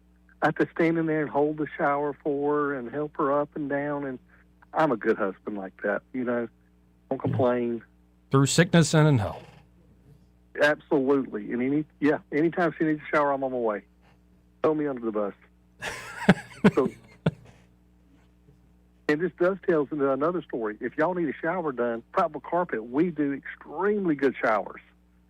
We'll come in, rip out the old mess, haul it all off, clean it up. We waterproof so it'll never leak, and use the grout that's stain-proof. So you never have to worry about grout staining, that black moldy junk. And the pricing is really, really good. It all starts with a phone call, 285-8117. And while people are thinking about it, because it's cold, do you ever walk into the bathroom, folks, and you're like, oh, it's my feet, they're cold. Like, y'all do the heated floors thing, right? The heated floors are the best, except for do not leave them on all the time. I made that mistake this month, and our power bill showed it. But it felt good walking in there. Yeah, when Angie called me screaming about the power bill, because she's always fussed about me leaving the lights on. And I'm like, how much does it really cost to leave a light bulb on, right? Right. And so she's yelling at me over the lights, and I said, wait a minute. I think your heated floors never cut off since it got cold. And sure enough, I walk in, it was 80 degrees. I'm in there sweating. I'm like, this is where our power went in the floor. So, yeah, you can really program it on your phone to cut on at like 6 and cut off at 8. So you're only using 2 hours of energy. There you go. Well worth the money. Yeah, but you got to do that one little thing, or you're going to be very upset when you get your power bill. Well, folks, if you're interested in that and so many other options, 285-8117, they'll come out, do a free in-home measurement, and get the new floor down. Just that simple. And when you call them at 285-8117, be sure to tell them you heard Ray Bowles on the radio with that Joey Clark guy. And we will talk to y'all tomorrow. Appreciate y'all have a great day. You too.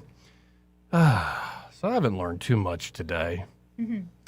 Though, like the Epstein thing, it's like there's so much, and then there's so much that's weird, so much you're like, yeah, kind of confirms some things. But yeah. Then other stuff where I'm like, well, that just seems like BS. I know. Like, it's hard to, like, Epstein had a secret child. Like, huh? Did you see how people are saying Mom Donnie is his child? Is that who you're talking about? I did see that one, too. No, there's an actual one where it's I saw that theory out there, and I'm like, I don't buy that. I know, I don't either. No, it suggests that the elite are way too incestuous and close-knit. We played a clip of Mike Benz breaking down. It was a recorded phone call with Ehud Barak, who had been at the top of the Israeli government, getting out of government in 2013, talking with Epstein, and Epstein's coaching him through, here's how you make a bunch of money, make a list of all the folks who ever owe you favors from your time in government, and then we'll talk to them, and you'll get on this board for $2 million and that board for $3 million. Mm-hmm. And so there's stuff that isn't like criminal that makes you go, oh, that's how that works. Like, once you kind of hear it and see it, you're like, that's not that complicated or complex. It's just rich people knowing each other. Right. And scratching each other's backs. And then you get the creepy stuff that's definitely in there. I mean, you do that on, like, you know, a normal people level. Sure. So they just do it at an elite level. At a crazy scale. Crazy. Yes. But then you get, like, the creepy porn stuff or, like, videos where he's dancing with a young girl. Like, the girl is blacked out. You can't see her in the video, but you can see her arm a little bit. And you just, We knew that all exists, though. Right. I mean, people have been talking about Pizzagate since QAnon days in 2015, 2016. Yeah, and then there was one email where it's like, I only want the Goyim to do stuff for me. Yeah. Like, it was, okay. Then there was another one where it was like, you got to get, they didn't say adrenochrome, but you got to get the blood transfusions, man. Yep. It'll make you younger. Right. And, like, there's just moment after moment after moment after moment. And, again, it's bizarro world. Well, we can't relate to wanting to do any of this. We still have a soul. Yeah, and that guy, I tried to watch, Steve Bannon did like a 2-3 hour interview, sit down with him. And I tried to watch a few minutes of it. I'm like, I can't. No. The guy just, a switch goes off in my head and run away, this is a demon. Did you hear or see that somebody supposedly saw him in Israel? Yes, and that his body was switched out with boxes and sheets, that he didn't actually die. I don't think he actually died. I've been saying that since day one. Well, yeah, and these did confirm that the anonymous tipster on 4chan was, in fact, a guy at the prison. Right. Do you know the picture that they showed us of him supposedly dead? Do you know what's one of the first thing that happens to a dead body? The mouth opens because your blood pools to the back and everything relaxes. If you've ever seen a dead body, their mouth was open. Right. It takes muscles to close your mouth. If you're dead, it's open. And anybody who has seen somebody before they're embalmed knows this to be true. And it's a wild ride. He's alive. Yeah, this document dump is wild. And I think we haven't gotten all of it. No. And I can see, even if it's like folks that weren't involved in straight up depraved illegal stuff, I could see why a lot of even just normal, say, elites, if that's even a term, don't want this stuff out there. Because it does give you a look into the back room of this guy was the fixer of the rich and powerful. Yeah. And there are a lot of tricks of the trade that's just, well, it's technically not illegal, but it is sure as hell is ugly. Oh, yeah. Anyway.